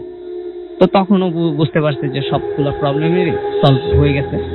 দেন এখন ও মোটামুটি ভালোই। ওকে, তো এই ছিল স্টোরি। হ্যাঁ, এই ছিল। And thank you very much. অনেক লম্বা স্টোরি এবং অনেক চমৎকার করে বলেছেন আপনি। আপনাকে অনেক ধন্যবাদ। আশা করছি যে পরবর্তীতে আবার নেক্সট টাইম আপনি আবারও আসবেন এবং আমাদেরকে আবারও ঘটনা শেয়ার করবেন। Thank you. আমরা আমাদের প্রথম অতিথির কাছে যাব, তবে তার আগে আমরা কিছু ফেসবুকের পোস্ট পড়তে চাই। এবং আমি দেখতে পাচ্ছি যে আমাদের এইখানে অনেকেই লিখছেন ফেসবুকে। এই মুহূর্তে আমি দেখতে পাচ্ছি আমাদের এখানে রয়েছেন বাবু, এবং তিনি লিখছেন তিনি ইন্ডিয়ায় থাকেন, এখন তিনি চট্টগ্রামে আছেন। অনেকদিন পর তিনি ভূত এফএম শুনছেন, ফেসবুক থেকে পড়ছি, ভয় লাগছে আবার মিসও করতে ইচ্ছে করছে না, এরকম একটা অবস্থার মধ্যে তিনি আছেন। আমাকে দেখতে পাচ্ছি এইখানে আরো ফেসবুকে কমেন্ট করেছেন যারা, তাদের মধ্যে রয়েছেন আজিজুল হক, এবং আমাদেরকে দেখতে পাচ্ছি আলম রোমান আছেন আমাদের সাথে রয়েছেন দেখতে পাচ্ছি আহমেদ মিসবাহ, এছাড়াও বিশ্বজিৎ দাস আমাদের সঙ্গে আছেন। আমাদের সঙ্গে আছেন এই মুহূর্তে দেখতে পাচ্ছি যে একটা চমৎকার পোস্ট দিয়েছেন বিশ্বজিৎ দাস, যে বৃষ্টির পানি পড়ে একটা ছবি হয়ে তার রুমের কাছেই হয়েছে, যেটা দেখে মনে হচ্ছে কেউ একটা ফাঁসি নিয়েছে। এটাকে যে কেউ কিন্তু ভূত এফএমের লিসেনার কত অনেস্ট দেখেন, যে কেউ কিন্তু এখানে জাস্ট ক্লেম করতে পারতেন যে দেখেন আমার জানালা দিয়ে কি দেখা যায়, বাট উনি বলেছেন যে বৃষ্টির পানিতেই এরকম একটা ছবি সৃষ্টি হচ্ছে। খুব ইন্টারেস্টিং, যদি দেখতে চান তাহলে দেখতে পারেন। এছাড়া আমি দেখতে পাচ্ছি যে লিটন আমাদের সাথে SMS আমাদের এখানে কমেন্ট করেছেন। আমাদের এইখানে দেখতে পাচ্ছি লিখেছেন, অনেকবার লিখেছেন রুবায়েত হাসান অভি। আমি একবার লিখেও দেখতে পেতাম যে রাসেল ভাই নাটক থেকে শুনছি, থ্যাংক ইউ ভেরি মাচ। আমাদেরকে দেখতে পাচ্ছি এছাড়াও আরো অনেকেই এখানে আছেন, কিন্তু অভি আপনি এতবার আপনার লেখাটা পোস্ট করেছেন যে অন্য কারো লেখাই পড়তে সমস্যা হচ্ছে।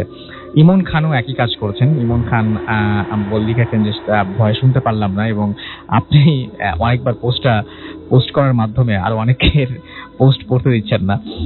আমাদেরকে এম এ রশিদ এখানে দেখতে পাচ্ছি লিখেছেন, অর্ণব আমাদের এখানে লিখেছেন, মুরাদ হোসেন আমাদের সঙ্গে রয়েছেন, মেহেদি হোসেন আমাদের সাথে আছেন, আমাদের সঙ্গে রয়েছেন জাবরুল আহমেদ, এছাড়াও আসাদুল ইসলাম আসাদ সহ আরো অনেকে আমাদের সঙ্গে রয়েছেন। তো আপনি যদি থাকতে চান তাহলে অবশ্যই আমাদের ফেসবুক পেজে চলে আসুন, www.facebook.com/whereyourfoodki and www.facebook.com/bhutfm.russell। আমাদেরকে দেখতে পাচ্ছি জুনায়েদ হোসেন রাফিদ আমাদের সঙ্গে আছেন রেডিও ফুডকির পেজে। ফারজিন তাসনিম আমাদের সঙ্গে রয়েছেন, এবং তিনি লিখেছেন ভূত FM is really a great show, এবং তিনি অনেক excited to have another amazing episode. আচ্ছা তিনি অনেক আগে লিখেছেন যে হ্যাঁ, এটা আমি জানি না যে অ্যামেজিং মানে এপিসোড এটা হচ্ছে কিনা, বাট সো ফার যারা স্টোরিগুলো শুনছেন তারা সবাই ভালো বলছেন। আর তিনিও লিখেছেন যে মানে তিনি এক্সাইটেড অনেক বেশি যে অ্যামেজিং একটা episode like every other Friday এটা হবে। আই হোপ যেরকম কিছু একটা হবে। ফারজিন আমাদের সঙ্গেই থাকুন। রূপর পৃথিবী আমাদের সঙ্গে আছেন, হেডফোন নষ্ট হয়ে গেছে তারপরে তিনি আমাদের সঙ্গে এই মুহূর্তে আছেন। এছাড়াও দেখতে পাচ্ছি আমাদের সঙ্গে রয়েছেন আরফিন শান্ত, এছাড়াও আমাদের সাথে রয়েছেন অমৃতা আক্তার অর্পা, এছাড়াও আমাদের সঙ্গে রয়েছেন দেখতে পাচ্ছি FC চৌধুরী সহ আরো অনেকে। আমাদের ছোট্ট একটা বিরতি নিতে হবে এই আওয়ারে, এবং ফিরে আসবো তারপর আমরা আবারও। সেই পর্যন্ত আমাদের সঙ্গেই থাকুন, এবং আমাদের যদি SMS করতে চান type in Furti FORT Furti space your name space your message and send it to 9840। আমরা কিছুক্ষণের মধ্যে ফিরে আসবো, সেই পর্যন্ত আমাদের সঙ্গেই থাকুন। স্টে টিউনড ফর ইউর ফুর্তি এন্ড ডোন্ট স্টপ দ্য ফুর্তি।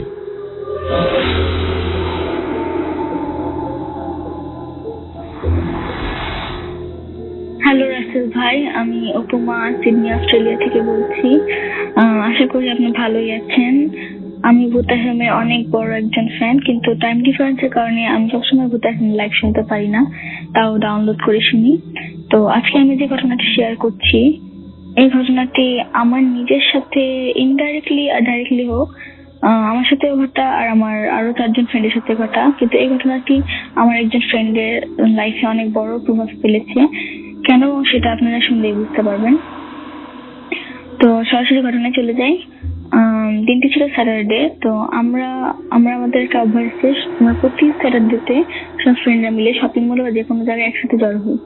তো সেদিনও ভিন্ন হয়নি, আমরা প্রায় 11-12 জন মিলে শপিং মলে গিয়েছিলাম ঘুরতে। তো আমরা সবাই এখানে গসিপ করছিলাম। তো আমার একটা ফ্রেন্ড আছে নাম রেজা, ও হঠাৎ করে বললো যে চল একটা বেট লাগাই। বেটটা হলো আমাদের মধ্যে যে কোনো 5 জনকে মন্টে ক্রিস্টোতে যেতে হবে, আর এর ভিতর থেকে যে কোনো একটা স্পেশাল থিং এর সাথে ছবি তুলে এনে ওকে দেখাতে হবে। আর আমরা যদি দেখাতে পারি তাহলে ও আমাদের যে 5 জন কম্পিটিশনে থাকবে তার সে 5 জনের জন্য একটা বড় পার্টি অ্যারেঞ্জমেন্ট করবে।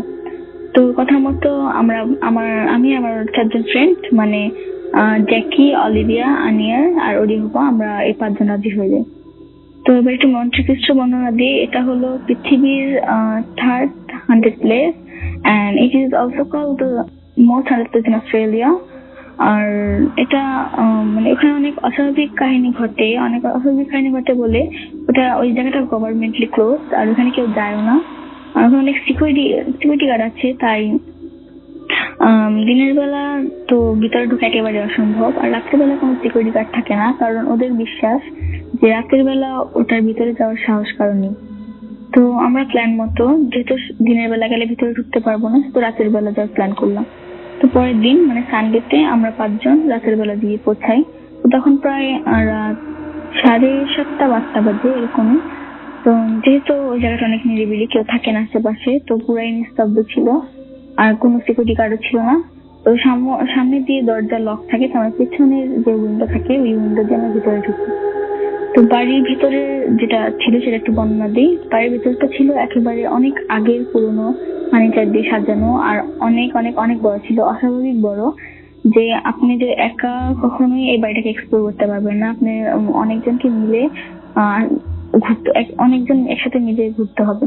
তো আমরা যেটা চিন্তা করলাম যে একা একসাথে থাকলে যেহেতু আমরা এক্সপ্লোর করতে পারবো না, সেহেতু আমরা এক একজন এক এক সাইডে চলে যাবো। তো আমার একটা ফ্রেন্ড ছিল যার নাম আনিয়ার, ও আবার অনেক সাহসী ছিল। তো ও বললো যে ওকে লাগবে না, ও একা একা সেকেন্ড ফ্লোরে যাবে, আর ও একা একা সেকেন্ড ফ্লোর এক্সপ্লোর করবে। তো আমরা বললাম ঠিক আছে, যেটা তোর ইচ্ছা। তো আমরা এক একজন, আমি, জ্যাকি, অরিহুবা, দেন অলিভিয়া, আমরা এক একজন এক এক সাইডে চলে গেলাম। তো আনিয়া কি করলো, বাড়ির ব্যাক সাইডের সিঁড়ি দিয়ে আপস্টেয়ার্স উঠে গেল। তো আমরা তো ঘুরছিলাম, ছবি টবি তুলছিলাম, অনেক মজা করছিলাম, আমি অনেক হাসাহাসি করছিলাম যে এতক্ষণ ধরে এসেছি, এটা নাকি সবচেয়ে হান্টেড প্লেস, তাহলে আমার সাথে এখনো কিছু হলো না কেন। তো উইদিন 10 মিনিটস, প্রায় 10 মিনিটের মধ্যেই আমরা আপস্টেয়ার্স থেকে আনিয়ারের চিৎকার শুনলাম। তো চিৎকার শুনে আমরা ভয় পেয়ে তাড়াতাড়ি দৌড়ে যাই উপরে। তো দৌড়ে যেয়ে দেখি যে আনিয়ার was faint that time. It means ওই বাড়িতে যেটা সবচেয়ে হান্টেড রুম, মানে যে রুমটাকে নিয়ে সবচেয়ে বেশি কাহিনী হয়েছে, সেই রুমের ফ্লোরে ও অজ্ঞান অবস্থায় পড়েছিল। তো আমরা যখন রুমটার ভিতরে ঢুকি, তো রুমটার এনভায়রনমেন্ট ছিল একেবারে আলাদা। যেমন পুরো বাড়িতে যে একটা এনভায়রনমেন্টটা ছিল, ওই রুমটার ভিতরে একেবারে আলাদা ছিল। কারণ তখন যেহেতু উইন্টার, তখন তাই পুরো বাড়িটা কোল্ড ছিল, কিন্তু ওই রুমটার ভিতরে ছিল একেবারে ওয়ার্ম, যেমন কেউ হিটার অন করে রেখেছে। বাট একটা ম্যাটার অফ মিরাকেল ইজ, যে বাড়িতে কেউ থাকেই না, সে বাড়িতে হিটার কে অন করবে। তো আমরা এটা নিয়ে বেশি ভাবলাম না। আমার কাছে পানির বোতল ছিল, তো আমি আনিয়ারের মুখে পানি স্প্রে করলাম। তো যখন ওর জ্ঞান ফেরার পরে আমরা ওকে জিজ্ঞেস করলাম যে কি হয়েছে, এখানে অজ্ঞান অবস্থায় কেন পড়েছেন, অজ্ঞান হয়ে গেলি কেন। তো আমাদের কিছু বললো না, ও জাস্ট বললো যে এই বাসা থেকে যেন বের হয়ে যায়। তো ওর কথা মতো আমরা ওকে কিছু জিজ্ঞেস করলাম না, জাস্ট বাসা থেকে বের হয়ে গেলাম। বাসা থেকে বের হয়ে মেন গেটের সামনে এসে ও আমাদের যেটা বললো যে ও নাকি যখন আপস্টেয়ার্সে উঠে যখন ওই রুমটার সামনে দিয়ে ক্রস করতে যায়, রুমটাকে ক্রস করার সময় মানে কেউ একজন রুমের ভিতর থেকে একটা মেয়ের গলা বলছিল যে please can you help me, আনিয়ার please can you help me. তো ও কি করে, মানে একটা আকর্ষণের কারণে ও রুমের দরজাটা খুলে ভিতরে ঢুকে। তো ঢুকে দেখে যে একটা মেয়ে অস্বাভাবিক সুন্দর লাগছে, মানে দেখতে পিছন দিক দিয়ে অনেক সুন্দর লাগছিল মেয়েটাকে দেখতে। তো ওকে বলছে যে Ania, only just you can help me, please can you help me. তো হঠাৎ করে রুমের, যখন ও একবারই ভিতরে ঢুকে যায় রুমে, তখন রুমের পুরো দরজাটা লেগে যায়, আর ওই মেয়েটা ওর দিকে ঘুরে তাকায়, ওই মেয়েটা জানালার দিকে করে তাকিয়েছিল, আর দরজাটা লাগার সাথে সাথে ওই মেয়েটা ওর দিকে ঘুরে তাকায়, আর ওর সামনে এসে ওর গলা টিপে ধরে। তো ওই মেয়েটা দেখতে নাকি এতটা স্কোয়ারি ছিল, ওই মেয়েটার চেহারা পুরা কিছুটা মানে বার্নিং টাইপের ছিল, পুরো বার্ন হয়ে গেছে সেরকম ছিল। ও আর টিকে থাকতে পারে না, ও দেখে অনেক ভয় পায় আর চিৎকার দিয়ে অজ্ঞান হয়ে পড়ে যায়। তো আমরা ওর কথা শুনে অনেক বেশি ভয় পাই। আমরা চিন্তা করি যে আর এক মুহূর্ত এখানে থাকবো না, আমরা এখন তাড়াহুড়ো করে বের হয়ে যাই। তো যখন আমরা বের হচ্ছিলাম, তখন আমরা বাড়ির ভিতর থেকে একটা মহিলা বা একটা মেয়ের চিৎকারের আওয়াজ শুনতে পাই, কিন্তু আমরা আর বেশি এখানে মাথা না ঘামিয়ে তাড়াতাড়ি ফিরে আসি। তো কিন্তু রাসেল ভাই এখানে ঘটনাটা শেষ হয়নি। ঘটনাটা বরঞ্চ এর পরে যেটা হয়েছে সেটা হচ্ছে আমার বন্ধু এরপরে মানে ফিরে আসার পর থেকে প্রতিদিন রাত্রে ঘুমানোর সময় অনেক ব্যাড স্বপ্ন দেখতো। ওর স্বপ্নে ওই মেয়েটা এসে ওকে বলতো যে তুমি আমাকে কেন সাহায্য করলে না, একমাত্র তুমি আমাকে সাহায্য করতে পারো, তুমি কেন আমার কাছে আসো না, আমি তোমাকে নিয়ে যাবো আমার সাথে করে। তো আনিয়ার এইভাবে প্রতিদিন এরকম স্বপ্ন দেখতো। তো দেখতে দেখতে প্রায় একই রকম স্বপ্ন প্রতিদিন দেখে, আর যেহেতু এত একটা ভয়ঙ্কর জিনিস এক্সপিরিয়েন্স করেছে তো অনেক সিক হয়ে যায়। তো আমরা অনেক ওয়ারি করি ওকে নিয়ে, ওয়েট করি। তো ও যে অ্যাথিস্ট ছিল, ওর কোনো রিলিজিয়ন নেই। তো আমি ওকে অনেক রিকোয়েস্ট করার পরে আমি একটা আমার চেনা পরিচিত হুজুরের কাছে নিয়ে যাই। তো হুজুর ওকে প্রথম দেখে তাবিজ দেয় আর পানি পড়া দেয়। তারপরে আমাদের যেটা বলে যে ওর শরীরের ইট মিনস ওর লেফট হ্যান্ডে যে কোনো একটা আঙ্গুল কেটে ফেলতে হবে। তো আমরা হুজুরকে অনেক বলি যে এটা তো অনেক বড় একটা রিস্ক, এটা ছাড়া কি আর কোনো উপায় নেই? তখন হুজুর আমাদের যেটা বলে যে না, এটা ছাড়া কোনো উপায় নেই, ওকে যেভাবেই হোক ও মানে উনি আমাদের বলতে পারবেন না দেখছেন কি জন্য ওর বাম হাতের আঙ্গুলটা কেটে ফেলতে হবে, বাট এটাই একটা উপায় আছে ওকে বাঁচানোর। দেন হুজুরের কথা মতো আমরা আনিয়ার বাম হাতের আঙ্গুল কেটে ফেলে দিই। আর আল্লাহর রহমতে এখন অনেক ভালো আছে। এই ছিল আমার ঘটনা রাসেল ভাই। আল্লাহ হাফেজ। Bhoot FM. The night comes alive with Gramophone.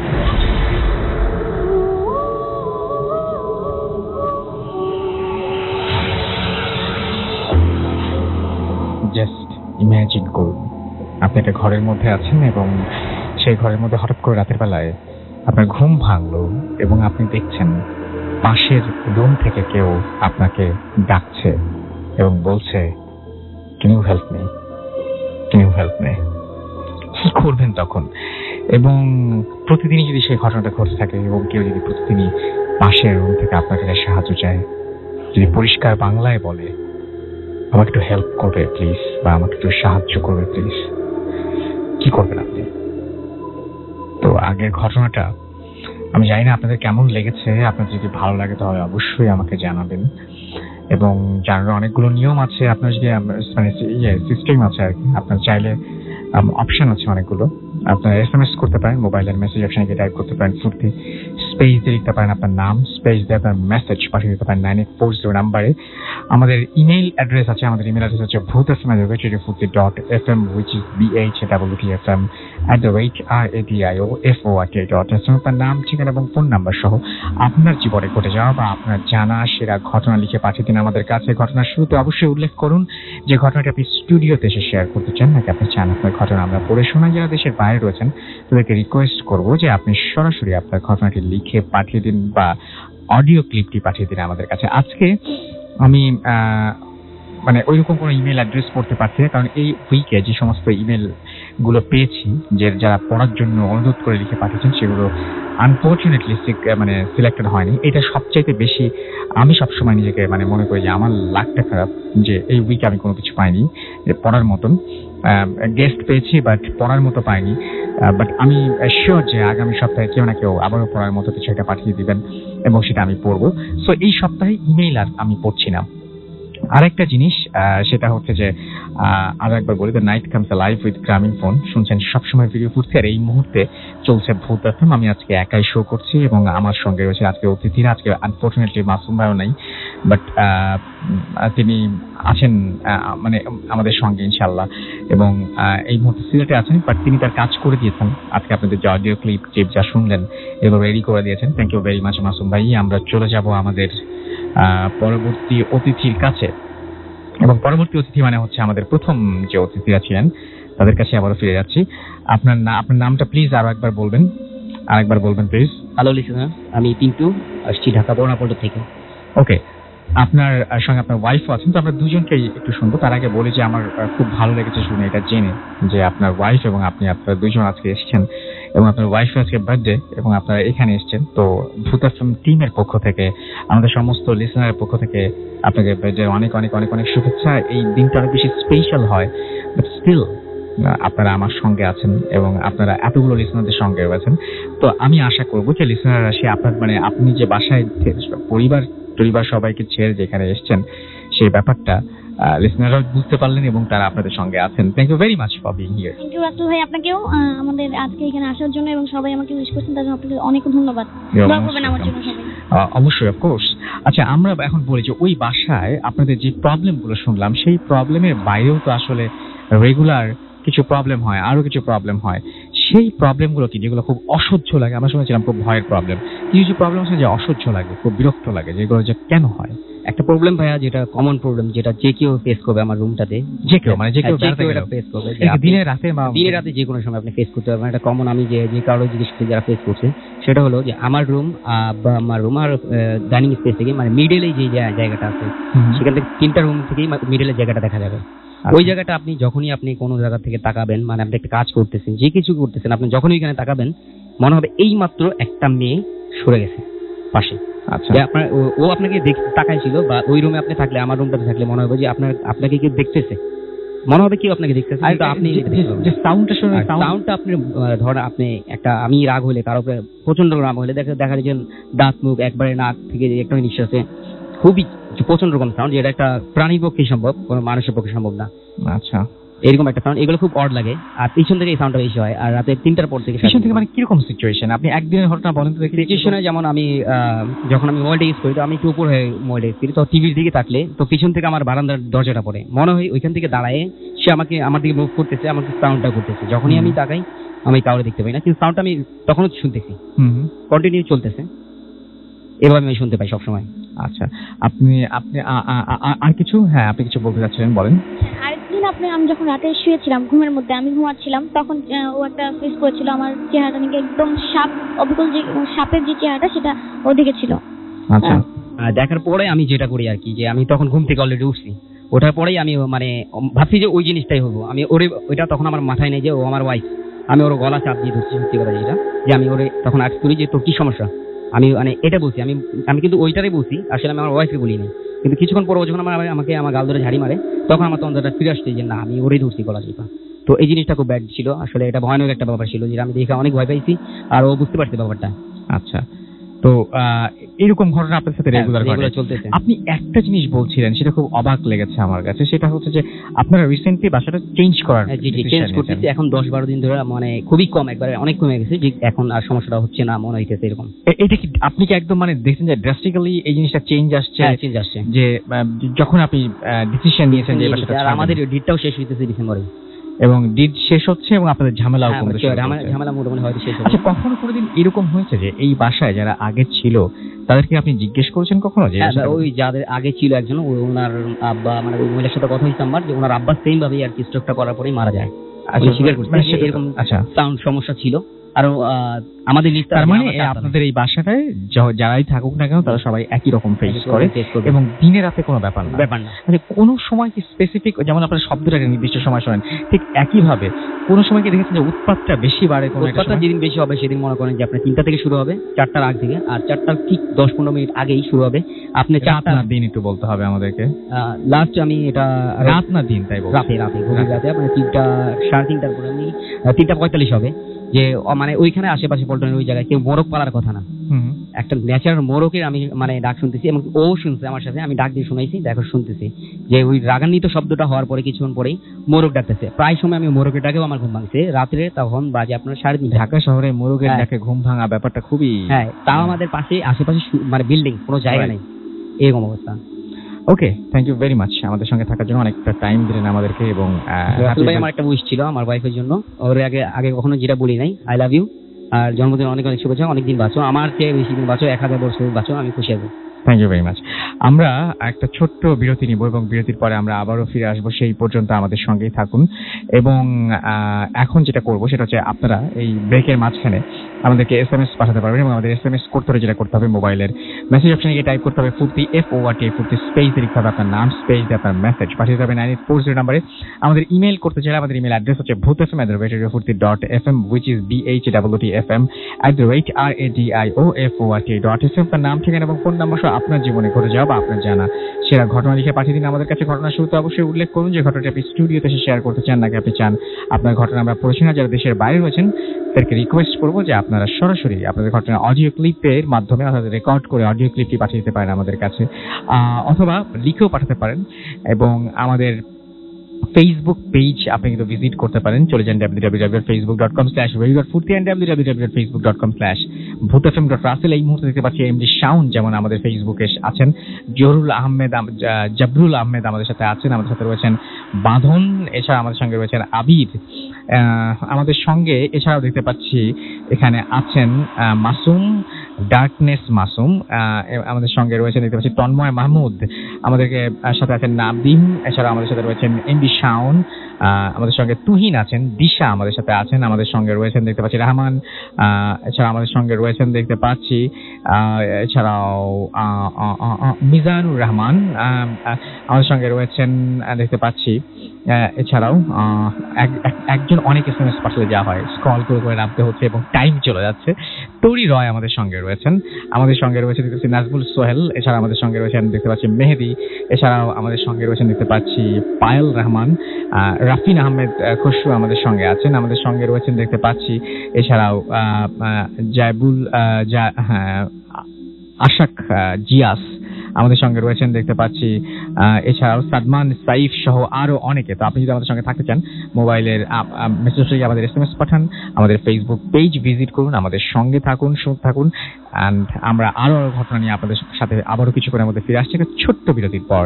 সেই পর্যন্ত আমাদের সঙ্গে থাকুন। স্টে টিউনড টু রেডিও ফুর্তি অ্যান্ড ডোন্ট স্টপ দ্য ফুর্তি।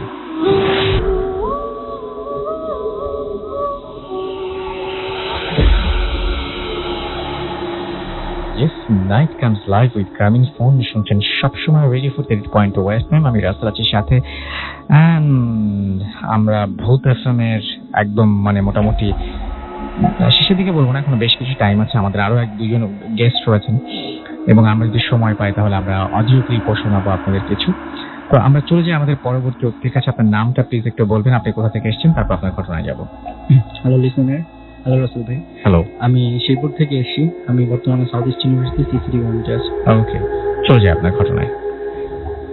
ঘটনাটা ঘটে আমার বাবার সাথে। বেসিক্যালি আমি যখন ক্লাস 2-তে পড়ি, তার মানে আজকে থেকে প্রায় 12 বছর আগের ঘটনা। আমার বাবা আমার ফ্যামিলিতে সবচেয়ে বড় ছিল, আমাদের জয়েন্ট ফ্যামিলি ছিল। জি, বলে রাখা ভালো, আমাদের মানে দাদার যে মানে প্রপার্টি ছিল সেটা দেখাশোনা আমার বাবাই করতো। তো বেসিক্যালি সারাদিন কাজকর্ম শেষে সবকিছু দেখাশোনা করা শেষে আমাদেরকে নিয়ে আমার বাবা মা সহ আমরা নানু বাড়িতে বেড়াতে যাই। তো আমাদের বাড়ির রাস্তাটা হচ্ছে এরকম, আমাদের বাড়ি থেকে নানু বাড়ির রাস্তাটা হচ্ছে 1 কিলোমিটার দূরত্ব, যেখানে 1/2 কিলোমিটার আমাদের মানে মাটির রাস্তা ছিল, আর 1/2 কিলোমিটারের মতো ছিল মানে মেইন রোড। তো আমরা মেইন রোডে উঠতে হলে আমাদের 1/2 কিলো রাস্তা মানে পায়ে হেঁটে যেতে হতো। তো ওইখানে মানে যেখানে পায়ে হেঁটে যেতে হতো সেখানে একটা জঙ্গল ছিল, সেখানে মাঝে মধ্যে কিছু অস্বাভাবিক কার্যকলাপ করতো, যেমন কিছু দেখা যেত শ্যাডো বা কিছু আওয়াজ আসতো, কিংবা মাঝে মধ্যে দেখা যেত যে মানে কোনো একটা আগুনের ফুলকি হঠাৎ করে জ্বলে উঠতেছে। তো আমরা সন্ধ্যা 7টার দিকে রওনা হই আমার নানু বাড়ির উদ্দেশ্যে। তো যেতে বেশিক্ষণ লাগে না, তারপরে আব্বু রাতে খাওয়া দাওয়া করলো অ্যান্ড নানার সাথে গল্প করা শেষে বাড়িতে চলে আসলো, আসার সময় আর কি। তো তখন রাত বাজে 11:30। আব্বু আমাদের নানু বাড়ি থেকে রওনা দেওয়ার পর মানে যখন মেইন রোডটা ক্রস করে মাটির রাস্তায় নামতে যাবে, তখন কিছু কুকুর লাইক মানে কিছু আওয়াজ করতে থাকলো, আব্বুকে দেখে রাগান্বিত হয়ে বা এরকম টাইপের কিছু। তো আব্বু কি করলো, বা এগুলোতে ভয় পাইতো না যেহেতু, তাই মানে একটা গাছের ডাল ভেঙে আব্বু কুকুরগুলোকে তাড়িয়ে দিতে লাগলো। তো এক পর্যায়ে কুকুরগুলো সব চলে গেল এবং আব্বু মানে ওই রাস্তায় মানে যাওয়া শুরু করলো। রাস্তাটার বর্ণনা হচ্ছে এরকম যে মানে রাস্তার এই মাথায় কিছু বাড়িঘর, আর আমাদের বাড়িঘরটা যেখানে সেখানে বাড়িঘর, মাঝখানে 1/2 কিলোমিটারের মধ্যে আর কোনো বাড়িঘর নাই, মাঝখানে শুধু একটা জঙ্গল, আর জঙ্গলের পাশে একটা পুকুর ছিল। তো পূর্ণিমার রাত ছিল, আব্বু আস্তে আস্তে মানে আমাদের বাড়িতে যাইতে থাকে। কিছুক্ষণ যাওয়ার পর আব্বু কিছু একটা মানে নোটিস করতে পারে যে পুকুরের পাশে কোনো একটা কিছু শুয়ে আছে, লাইক সাদা কাপড় চোপড় পরে লাশের মতো করে। তো আব্বু ভাবছে হয়তো বা পূর্ণিমার রাত কোনো একটা রিফ্লেক্ট বা এরকম কিছু পড়ছে রাস্তার উপরে, এর জন্য এরকম লাগছে। দেন আব্বু আস্তে আস্তে মানে এগোতে থাকে। কিছুক্ষণ যাওয়ার পরে যখন ওই জঙ্গলটার পাশে যায় এবং মানে মুখটা ঘোরে, তখন দেখতে পারে যে আসলে একটা লাশ একটা খাটিয়ার উপরে শুয়েছিল, যেটা মানে পুরো রাস্তাটা ব্লক করে ফেলছিল। তো আব্বু বেসিক্যালি একটু ভয় কম পায়, তো ভাবলো যে এই রাস্তা দিয়ে তাহলে যাই দরকার নাই, অন্য একটা রাস্তা বেছে নিই আর কি। তো অল্টারনেটিভ আরেকটা রাস্তা ছিল, সেই রাস্তায় আব্বু মানে যাওয়ার জন্য প্রস্তুত হলো, কিন্তু সেম প্রবলেমটা আব্বুর সাথে ঘটতে থাকলো, রাস্তার মধ্যে লাশ এরকম কিছু একটা। তো আব্বু ভাবলো যে এই রোড দিয়ে যদি যায় তাহলে একটা নদী পড়বে, যেখানে আরো ঝামেলা হতে পারে, নদীর মধ্যে অনেক ঘটনা ঘটতে পারে। সো আব্বু ভাবলো যাই হোক এখান দিয়ে যেতে হবে আমাকে। সো আগের যে রাস্তাটা ছিল সেখানে ফেরত আসলো আর ওই দিক দিয়ে যেতে শুরু করলো, কিন্তু ওই জঙ্গলটার সামনে যখনই গেল তখনই ওই লাশটা আব্বুর সামনে পড়লো। আর তখন আব্বু মানে খুব একটু ভয়ই পেলো যে আসলে বারবার একই জিনিস ঘটতে রিপিট করতেছে। তো আব্বু বলে রাখা ভালো যে স্মোক করতো, টেনশনের কারণে হয়তো বা পকেট থেকে একটা সিগারেট বের করে মানে সিগারেটটা লাগালো। তো রাসেল ভাই এটা আসলে আমরা যতটুকু জানি যে মানে আগুন দেখলে এরা মনে হয় মেবি ভয় পায়, এটা জানতো আর কি। তো যখন মানে আব্বু সিগারেটটা ধরালো কিছুক্ষণ পরে লাশটা একটু সরে গেল এবং আব্বুর যাওয়ার জন্য রাস্তা মানে যাওয়ার জন্য হেঁটে যাওয়ার জন্য যতটুকু রাস্তা ততটুকু আব্বু জায়গা পেল। তো যখনই সুযোগ পেল আব্বু তখন মানে তাড়াতাড়ি করে চলে গেল, যেখানে একটা সেচ পাম্প ছিল ওইখানে গিয়ে দাঁড়ালো। তারপরে সেই শ্যাডো বা লাশটা যেটা সেটা মানে আব্বুকে বলতেছে যে তোর মার দোয়ার কারণে আজকে বেঁচে গেলি, তো তুই যা, তোর সাথে কোনো এক সময় আবার দেখা হবে। তো নর্মালি আব্বু চলে আসলো বাড়িতে, এবং যেহেতু মানে মোটামুটি ভয় পাইছে আর আব্বু একটু দূরে ছিল, মানে দাদার ঘরের চেয়ে আমাদের ঘরটা একটু দূরে ছিল। তো এখানে আসার পরে রাত তো অনেক হয়েছে, প্রায় 12:30 বাজে। তো আব্বু আসলে কারোর সাথে ঘটনাটা শেয়ার না করে ঘুমিয়ে পড়ে। তো মাঝরাতে হঠাৎ করে আব্বুর মানে ঘুম ভেঙে যায়, সেটাও আম্মুর ডাকে। তো আম্মু মানে আম্মুর মতো দেখতে একজন মহিলা, ঠিক যে কাপড়ে আম্মু নানু বাড়ি গেছিল সেই কাপড়টাতেই সেম ভাবেই আব্বুকে ডাকতেছে বাইরে যাওয়ার জন্য বাইরে থেকে। তো আব্বুর মানে প্রিভিয়াস যে ঘটনাগুলো সেগুলো মনে নাই কিছুই। তো আব্বু অনুকরণ করতে লাগলো ওই মহিলাটা যে চলো বাইরে যাবো, আব্বু বলছে ওকে চলো। তো টিউবওয়েল অনুসরণ করতে লাগলো। জি জি। আব্বু আসলে মানে টিউবওয়েল পাড়ের কাছাকাছি গিয়ে আম্মুকে বললো যে আচ্ছা তুমি যাও, আমি একটু সিগারেট খাবো। তো আম্মু বললো যে না তুমি আমার সাথে চলো, আমি টিউবওয়েল পাড়ে যাবো না, আমি আসলে জঙ্গলটাতে যাবো একটু। তাহলে এত রাতে জঙ্গলে? বলছে হ্যাঁ দরকার আছে।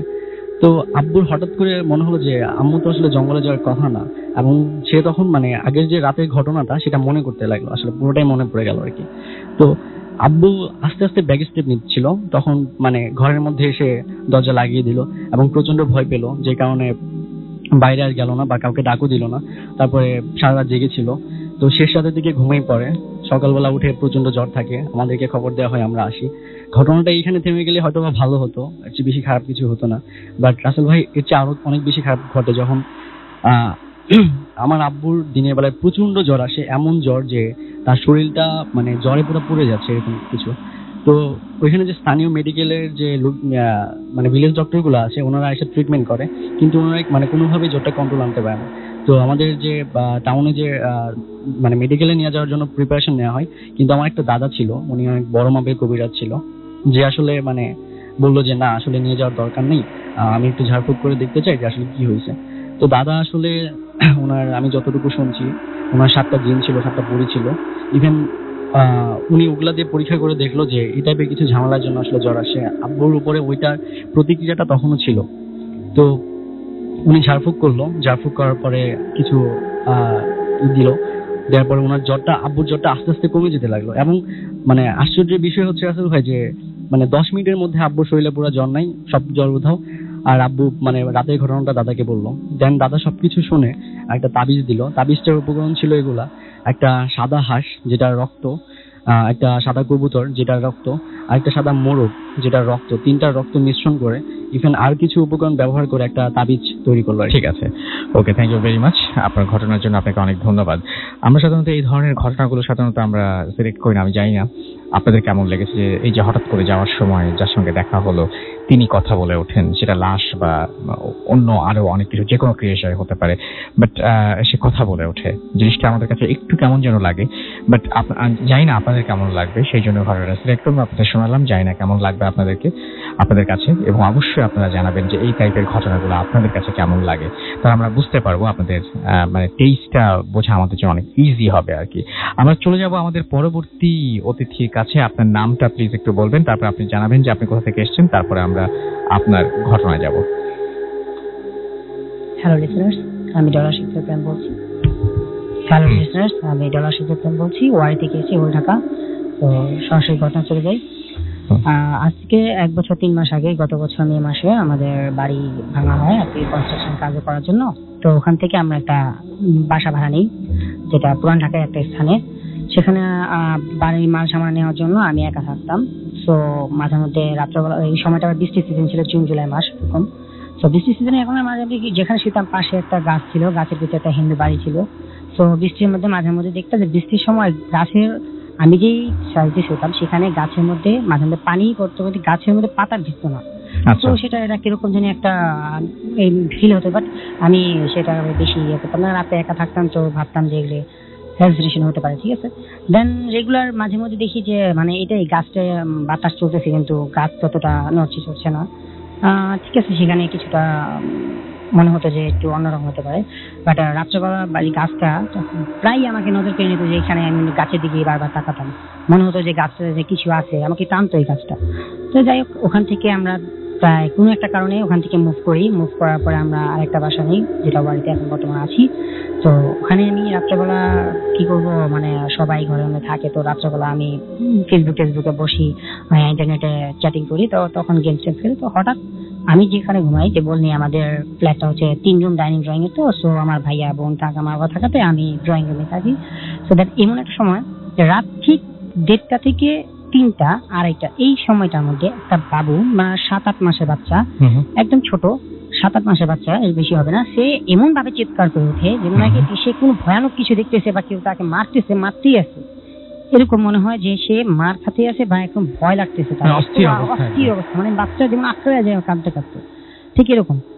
এটা আমার নিজে, তো আমি ভয় পাই রেগুলারই, এটা আমি ফিল করি। রেগুলার বলতে প্রতিদিন না, হঠাৎ 4 দিন 5 দিন 7টা, মানে যখন আমি ধ্যান করি যে আমি গেমস খেলতেছি, হঠাৎ করে এটা অন্য কোনো কাজে বিজি, কিন্তু হঠাৎ করে যখন কান্নাটা আসে তখন আমাকে কেড়ে নেয় ওই জায়গার মধ্যে কথা, মানে কান্নাটা, মানে ওখানে ধ্যানটা নিয়ে যায় যেন আমি ওইটাকে শুনি। তো এরকম হতে হতে একদিন আমি কথা বলতেছিলাম আমার ফ্রেন্ডের সাথে ফোনে। তো ওই কান্নাটা শুনতে পাই। আমি এর আগে একবার ওকে আমি শেয়ার করছিলাম যে দেখো আমি রাত্রেবেলা এরকম শুনি, কিন্তু আমি আমাদের অ্যাপার্টমেন্টে জিজ্ঞেস করে দেখেছি যে আমাদের উপর থেকে নিচ পর্যন্ত কোনো এরকম ছোট বাচ্চা নেই। 7-8 মাসের বাচ্চা যদি কথা, 1-2 বছরের বাচ্চা নেই। আচ্ছা ঠিক আছে, এটা হতেই পারে, মিস্টেক হতে পারে আমার। দেন তারপরে একদিন আমি কান্নার আওয়াজ শুনতে পারি। তো আমার যে ফোনে কথা বলতেছিলাম আমার গার্লফ্রেন্ড সাথে, তখন সে বললো যে এটা তুমি আম্মুকে শেয়ার করো। দেন আমি আমার আম্মুকে বললাম যে আম্মু এরকম হয়, কাকে আরে না এরকম হবে কিভাবে, এখানে হয়তো তার বাচ্চা থাকতেই পারে, অসম্ভবের কিছু নয়। ঠিক আছে। দেন আমার আম্মুকে আমি একদিন হঠাৎ করে কান্নার সাথে উঠে নিয়ে এসে পরে দেখি যে সে কান্না করতেছে। আমার আম্মু যখন আসলে আমি ডাক্তার শুনাইলাম, তখন আর আম্মু শুনতে পারতেছে না, আমিও পাইনি আওয়াজ। ঠিক আছে, আম্মু কিছুক্ষণ পর চলে যাওয়ার পরে 5 থেকে 6 মিনিট পরে আমি যখন শুয়ে পড়তেছি, আবার সেই কান্নার আওয়াজ। আচ্ছা, কি হলো এটা তো আমি রেগুলার এটা বুঝতে পারছি। ঠিক আছে, দেন আরেকদিন আমি এখানে আবার সেই চ্যাটিং আর গেমস খেলাতে ব্যস্ত ফেসবুকে।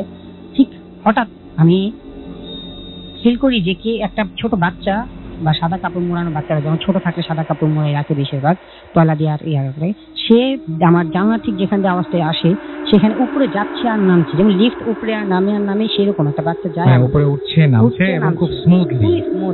তো তখন আমার জিনিসটা অতিরিক্ত ভয় লাগে যে আমি এখানে একা ঘুমাই, এছাড়া আমার অন্য ঘরে যেগুলো আছে আমার আম্মু আব্বু এবং ভাইয়া তারা গেট লাগিয়ে নেয়, আমি শুধু একটা রুমের মধ্যে আমি একা থাকি। সো দেন আমার এটা ভয় লাগাতে আমি পরের দিন সেটা চোখের সামনে আপনি দেখছেন যে বাচ্চাটা, হ্যাঁ আমি চোখের সামনে এটা একদম স্ট্রেট দেখেছি আর স্পষ্ট দেখেছি পরের দিন যখন আমি হাই গ্লাসটা লাগিয়ে ঘুমাইছি, আমার ভয় লাগছিল।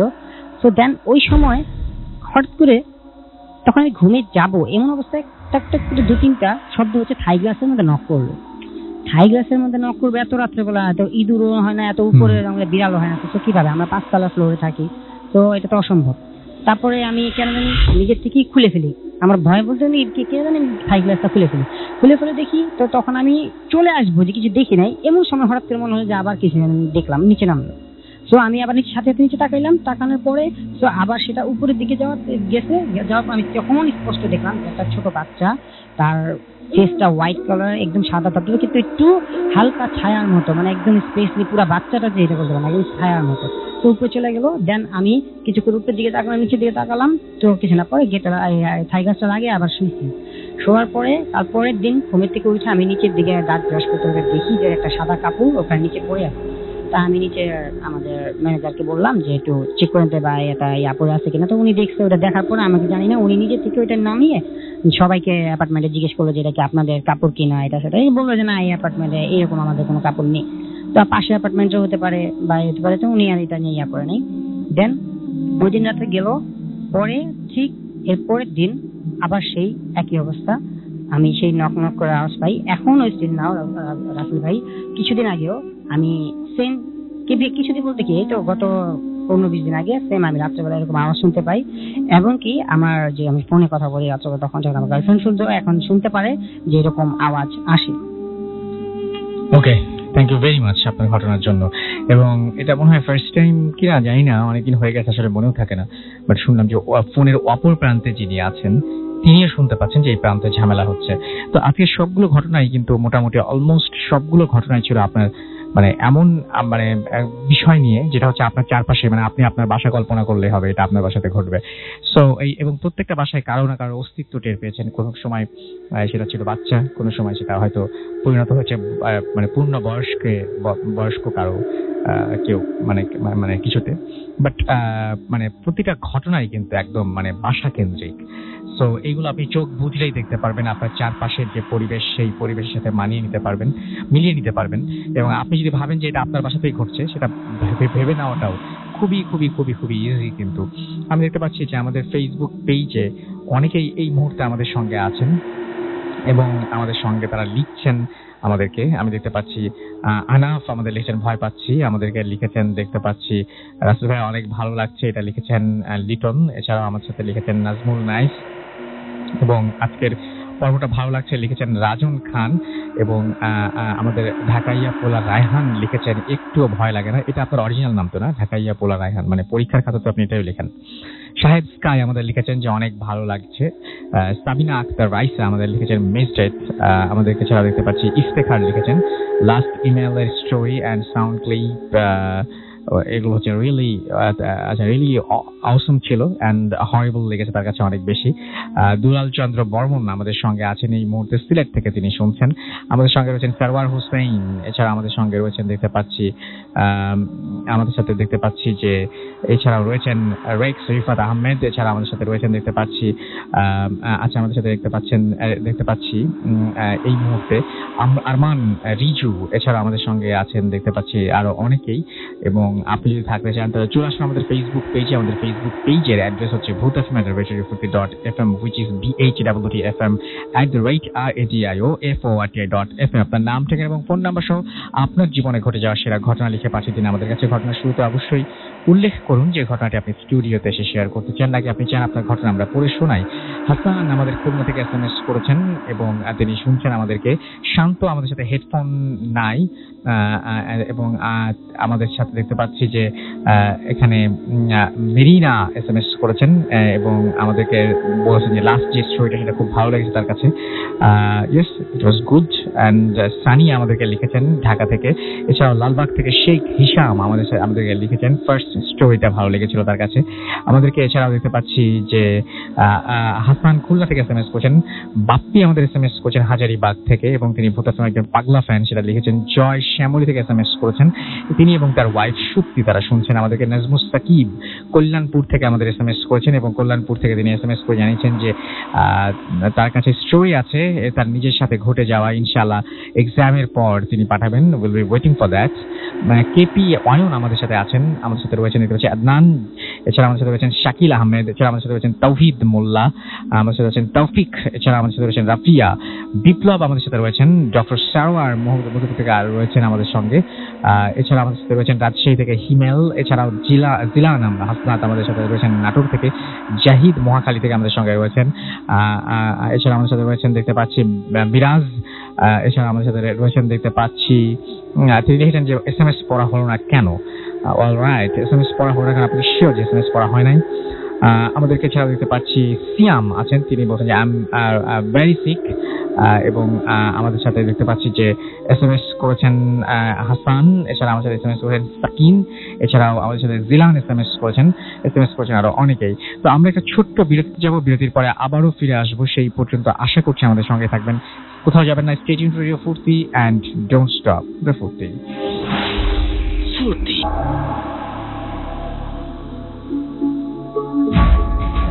Bhoot FM. The night comes alive with Graminphone.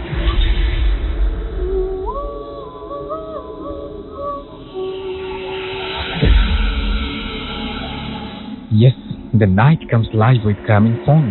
Shabnam Mirpur থেকে আমাদের সঙ্গে রয়েছেন, ফাহিম ফয়সাল আমাদের সঙ্গে রয়েছেন বনশ্রী থেকে, আমাদের সঙ্গে রয়েছেন নাজমুল, এছাড়া আমাদের সাথে রয়েছেন জনি KH, অপু আমাদের সাথে রয়েছেন, তাহমিদ আমাদের সঙ্গে রয়েছেন মতিঝিল থেকে, এছাড়া রয়েছেন আমাদের সাথে নাজিউর সহ আরো অনেকে। তো আজকে আমি একটা ঘটনা বলবো, সেটা হচ্ছে যে আমাদের মানে এরপরে আমাদের আরো একটা ঘটনা রয়েছে, যে ঘটনাটি আসলে একটা অডিও ক্লিপ, তো সেটা আমি প্লে করছি আপনাদের জন্য। তো কথা না বাড়িয়ে সেটা প্লে করে দেবো, তার আগে আমি বিদায় নিয়ে নিচ্ছি।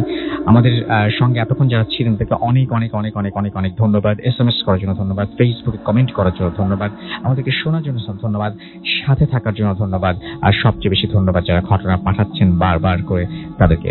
এবং আশা করছি যে চমৎকার চমৎকার সব ঘটনা আপনারা পাঠিয়ে দিবেন আমাদেরকে, এবং ফেসবুকে নয়, আমাদেরকে ইমেইল করলে আমরা সবচেয়ে বেশি আমাদের হেল্প হয়। সো আমাদেরকে ইমেইল করবেন, আমাদের ইমেইল অ্যাড্রেস হচ্ছে bhootfm@radiofurti.fm, which is BHWOOTFM@radiofurti.fm। Last সানডেতেও আমরা শো করেছিলাম, সো এবারে খুব তাড়াতাড়ি আবার ফিরে আসলাম। মাঝখানে দিন করার ফলে আমার কাছে মনে হচ্ছে যে এই তো সেদিনই করলাম, আবার আজকে করছি, অ্যান্ড এটা খুবই ভালো একটা feeling. Thank you very much for being with us, and কথা হবে আবার আগামী শুক্রবার। সেই পর্যন্ত সবাই ভালো থাকবেন, সুস্থ থাকবেন, সুন্দর থাকবেন, মোস্ট ইম্পর্টেন্টলি ফুর্তি থাকবেন। আজকের মতো এখানেই শেষ করছি, তবে তার আগে একটা অডিও ক্লিপ শুনবেন আপনারা। টাটা।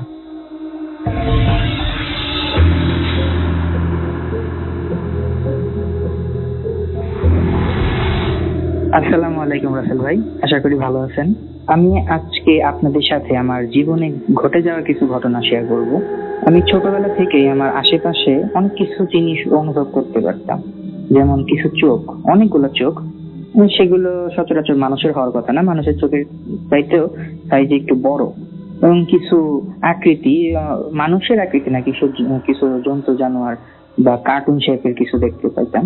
এইগুলো দেখে আসলে ছোটবেলায় ভয়ই পাইতাম, কিন্তু অনেক ঝাড় ফুঁক দেওয়ার পরে ওইগুলো আসলে কোনো লাভ হয় নাই।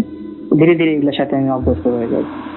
সমস্যা শুরু হয় আমার যখন 10 কি 11 বছর, তখন থেকে।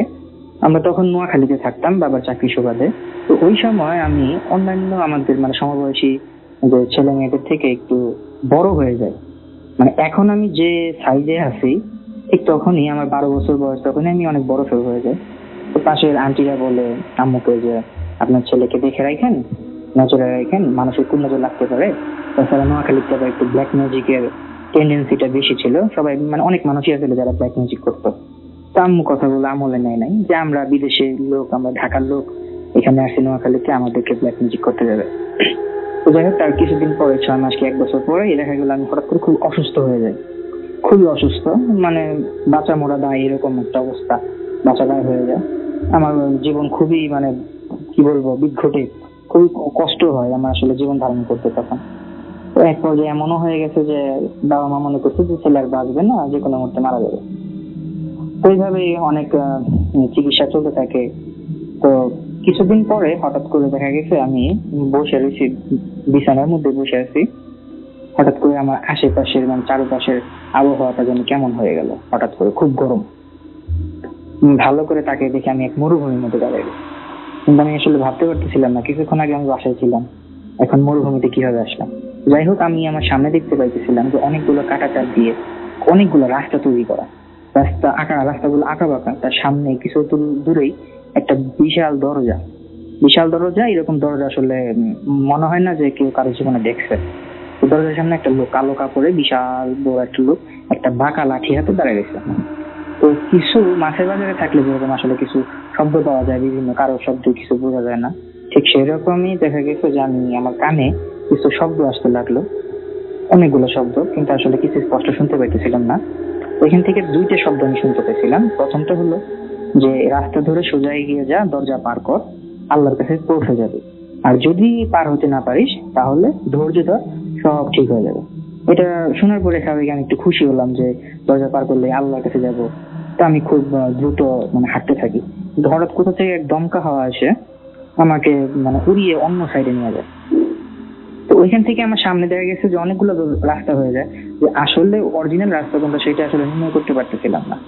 এই অবস্থায় খুব অস্থির লাগে, আমি দৌড়াতে থাকি রাস্তাগুলোর দিক থেকে, কিন্তু রাস্তাগুলো আমার দিক থেকে অনেক দূরে সরে যায়। তো এই অবস্থায় হঠাৎ করে জ্ঞান ফিরলে আমি দেখতে পারি যে আমি আমার রুমে নাই, আমি আছি হাসপাতালের বেডে। আমার হাতে স্যালাইনে সুই ফোটানো আছে, মুখের মধ্যে অক্সিজেন মাস্ক। তো অক্সিজেন মাস্ক খোলার পর আম্মুকে বললাম, আম্মু বললো যে না, আমি নাকি 3 দিন ধরে বাসায় অজ্ঞান অবস্থায় ছিলাম। তো এইভাবে হাসপাতালে আনার পরে ডাক্তার বলে যে আমি টোটালি অজ্ঞান হয়ে গেছি, হয়তো বা জ্ঞান যদি ফিরে তাহলে ফিরলো, যদি 72 ঘন্টার মধ্যে জ্ঞান ফিরে, নাহলে দেখা গেছে যে আমাকে কোমায় চলে গেছি, এরকম একটা সিদ্ধান্ত নিতে তারা। তো যাই হোক আম্মুকে আমি ঘটনাটা বলি যে আমি এরকম দেখলাম। তো আম্মু এক হুজুরের কাছে গেল, যাওয়ার পর উনি বললো যে আমার উপরে কেউ আর কি ব্ল্যাক ম্যাজিক করছে। তো একটা কথা বলতে ভুলে গেছে যে এর মধ্যে কিন্তু আমি কিছু জিনিস দেখতে পাইতাম স্পেশাল, এটা আমি আগে দেখিনি কখনো। একটা লোক, বড় বিশাল একটা লোক, আলখাল্লা পরা, তার পা দেখা যেত না, মেঝে পর্যন্ত কাপড়ে ঢাকা থাকতো, উচ্চতায় হবে 9 থেকে 10 ফিট। সে একটা বিশেষ ধরনের দাটা আমি আসলে জীবনে কোনোদিন দেখি নাই, কোনো বই পুস্তক বা কোনো ছবিতেও এইগুলা দেখি নাই। তো দাটা নিয়ে আমাকে মারতে আসতো, খুব দিতে আসতো। তো এটা আমি একা থাকলেই আমার সামনে উনি আসতো, কিন্তু কেউ আসলে, কেউ আমার পাশে আসলে উনি চলে যেত। আমি চিৎকার করতাম, ভয় পাইতাম, আমার ভয়ে জ্বর এসে যেত, এরকম অবস্থা। কিন্তু তাকে আসলে কেউ কোনোদিন দেখে না। তো যাই হোক, ওই হুজুরকে বলার পরে হুজুর বললো ব্ল্যাক ম্যাজিক করছে। সে মাটিতে কিছু দাগ কাটলো, আমাকে কিছু পানি পড়া দিল, কিছু ঝাড়ফুঁক দিল, দিয়ে বললো যে বাসায় যান। আম্মুকে বললো বাসায় যান, বাসায় যেয়ে দেখেন যে ঘরের কোনো না কোনো জায়গায় তাবিজ আছে। তো যাই হোক আমরা বাসায় গেলাম, বাসায় যাওয়ার পরে আমরা তাবিজ খুঁজতে লাগলাম। খোঁজার পরে অনেকক্ষণ পরে আমার স্কুল ব্যাগের মধ্যে এক কোনায় তাবিজটা সেলাই করা ছিল, তো কাগজে বাঁধানো। ওই কাগজটা বের করার পর ওখানে ডাল, চাল, তারপরে ছোট হয়তো চামড়া বা মাংস এরকম জাতীয় ছোট কিছু ছিল। তারপরে অনেকগুলো পোকামাকড়, ওগুলো পচে ওখানে পোকা ধরে গেছে, এরকম অবস্থা। ঠিক ওই সময় কিন্তু আমার এই অবস্থা ছিল যে আমি পড়ালেখাটা আমার টোটালি ধ্বংস। আমি টোটালি বিছানায় পড়ে থাকতাম, বাইরে যেতে পারতাম না, সাধারণ জীবনের থেকে বাইরে চলে গেছিলাম। যাই হোক তারপরে থেকে আমি তাবিজটা হুজুরের কাছে নিয়ে পড়ে উনি তাবিজটা লিখে দেন, লিখে বলে ঠিক আছে, এরপরে এই ধরনের সমস্যা হবে না। তো তারপরে আমি আর ওই যে গাল আর লোকটাকে দেখতে পাই না, সে আমাকে মারতে আসে না। কিন্তু হয় নতুন ঘটনাটা হলো যে আমি স্বপ্নে যাই দেখি তার কিছুদিন পরে তা সত্য হয়। যেমন দেখা গেছে যে ওই সময় আমাদের ফ্যামিলি সম্পর্কে বা আমার ভবিষ্যতে, যেমন আমার ওয়াইফ সম্পর্কে আমি যা বলছে, যে বয়সে আমার বিয়ে হয়েছে সেই বয়সে আসলে বিয়ে হওয়ার কথা না, তারপরে বিয়েটা হয়েছে যে বয়সে, ওই সময়কার কথা, আমার ওয়াইফ কিরকম দেখতে হবে বা তার সব ধরনের কথা আমি বলতে পারতেছিলাম। তো এরকম অনেক কিছুই আমার ফ্যামিলিতে আমি বলি। এখনো দেখা গেছে যে আমি অনেক ধরনের কথা যেটা আমি অগ্রিম বলে দিতেছি যে জিনিসটা ভালো হবে বা খারাপ হবে। তো এরকম আমি স্বপ্নে দেখি, আমি কিন্তু জাগনা অবস্থায় আমি এগুলো বলতে পারি না। স্বপ্নে যদি কিছু দেখি, ভালো হোক খারাপ হোক, আগে বললে সেটা কিছুদিন পরে সেই জিনিসটা হবে। তো ওই জিনিসটা আমি ঠেকাইতে পারি না, যদি খারাপ হয় তাহলে আমি সেটা ঠেকাইতে পারি না, সেটা হবে। আর ভালো হলে তো হবে। এটাই আমার আসলে সারা জীবন চলতে থাকে। তো একটা জিনিস যেটা, যে আমি অন্য কিছু দেখতে পাই না, কিন্তু একটা জিনিস আমি বুঝতে পারি যে আমার আশেপাশে 8 থেকে 10 জন লোক সবসময়ই থাকে, সেটা আমি একা থাকলে আমি অনুভব করি। যার কারণে কিন্তু আমি আসলে একা কোনো সময় থাকি না, আমার পাশে কেউ না কেউ থাকে। তো একটা জিনিস হচ্ছে যে আমার সবচেয়ে বড় সমস্যা যে আমার সবসময় কোনো না কোনো বিপদ আমার পিছন তাড়া করে। বিপদ বলে এমনই যে একবারে মৃত্যুর দুয়ার থেকে ফিরে আসা, অনেক ধরনের ঘটনা, অসুখ বিসুখ, যাই হোক, অ্যাক্সিডেন্ট, বিভিন্ন ধরনের জিনিস যে প্রত্যেক সময়ই আমার কাছে কিছু না কিছু তাড়া করে।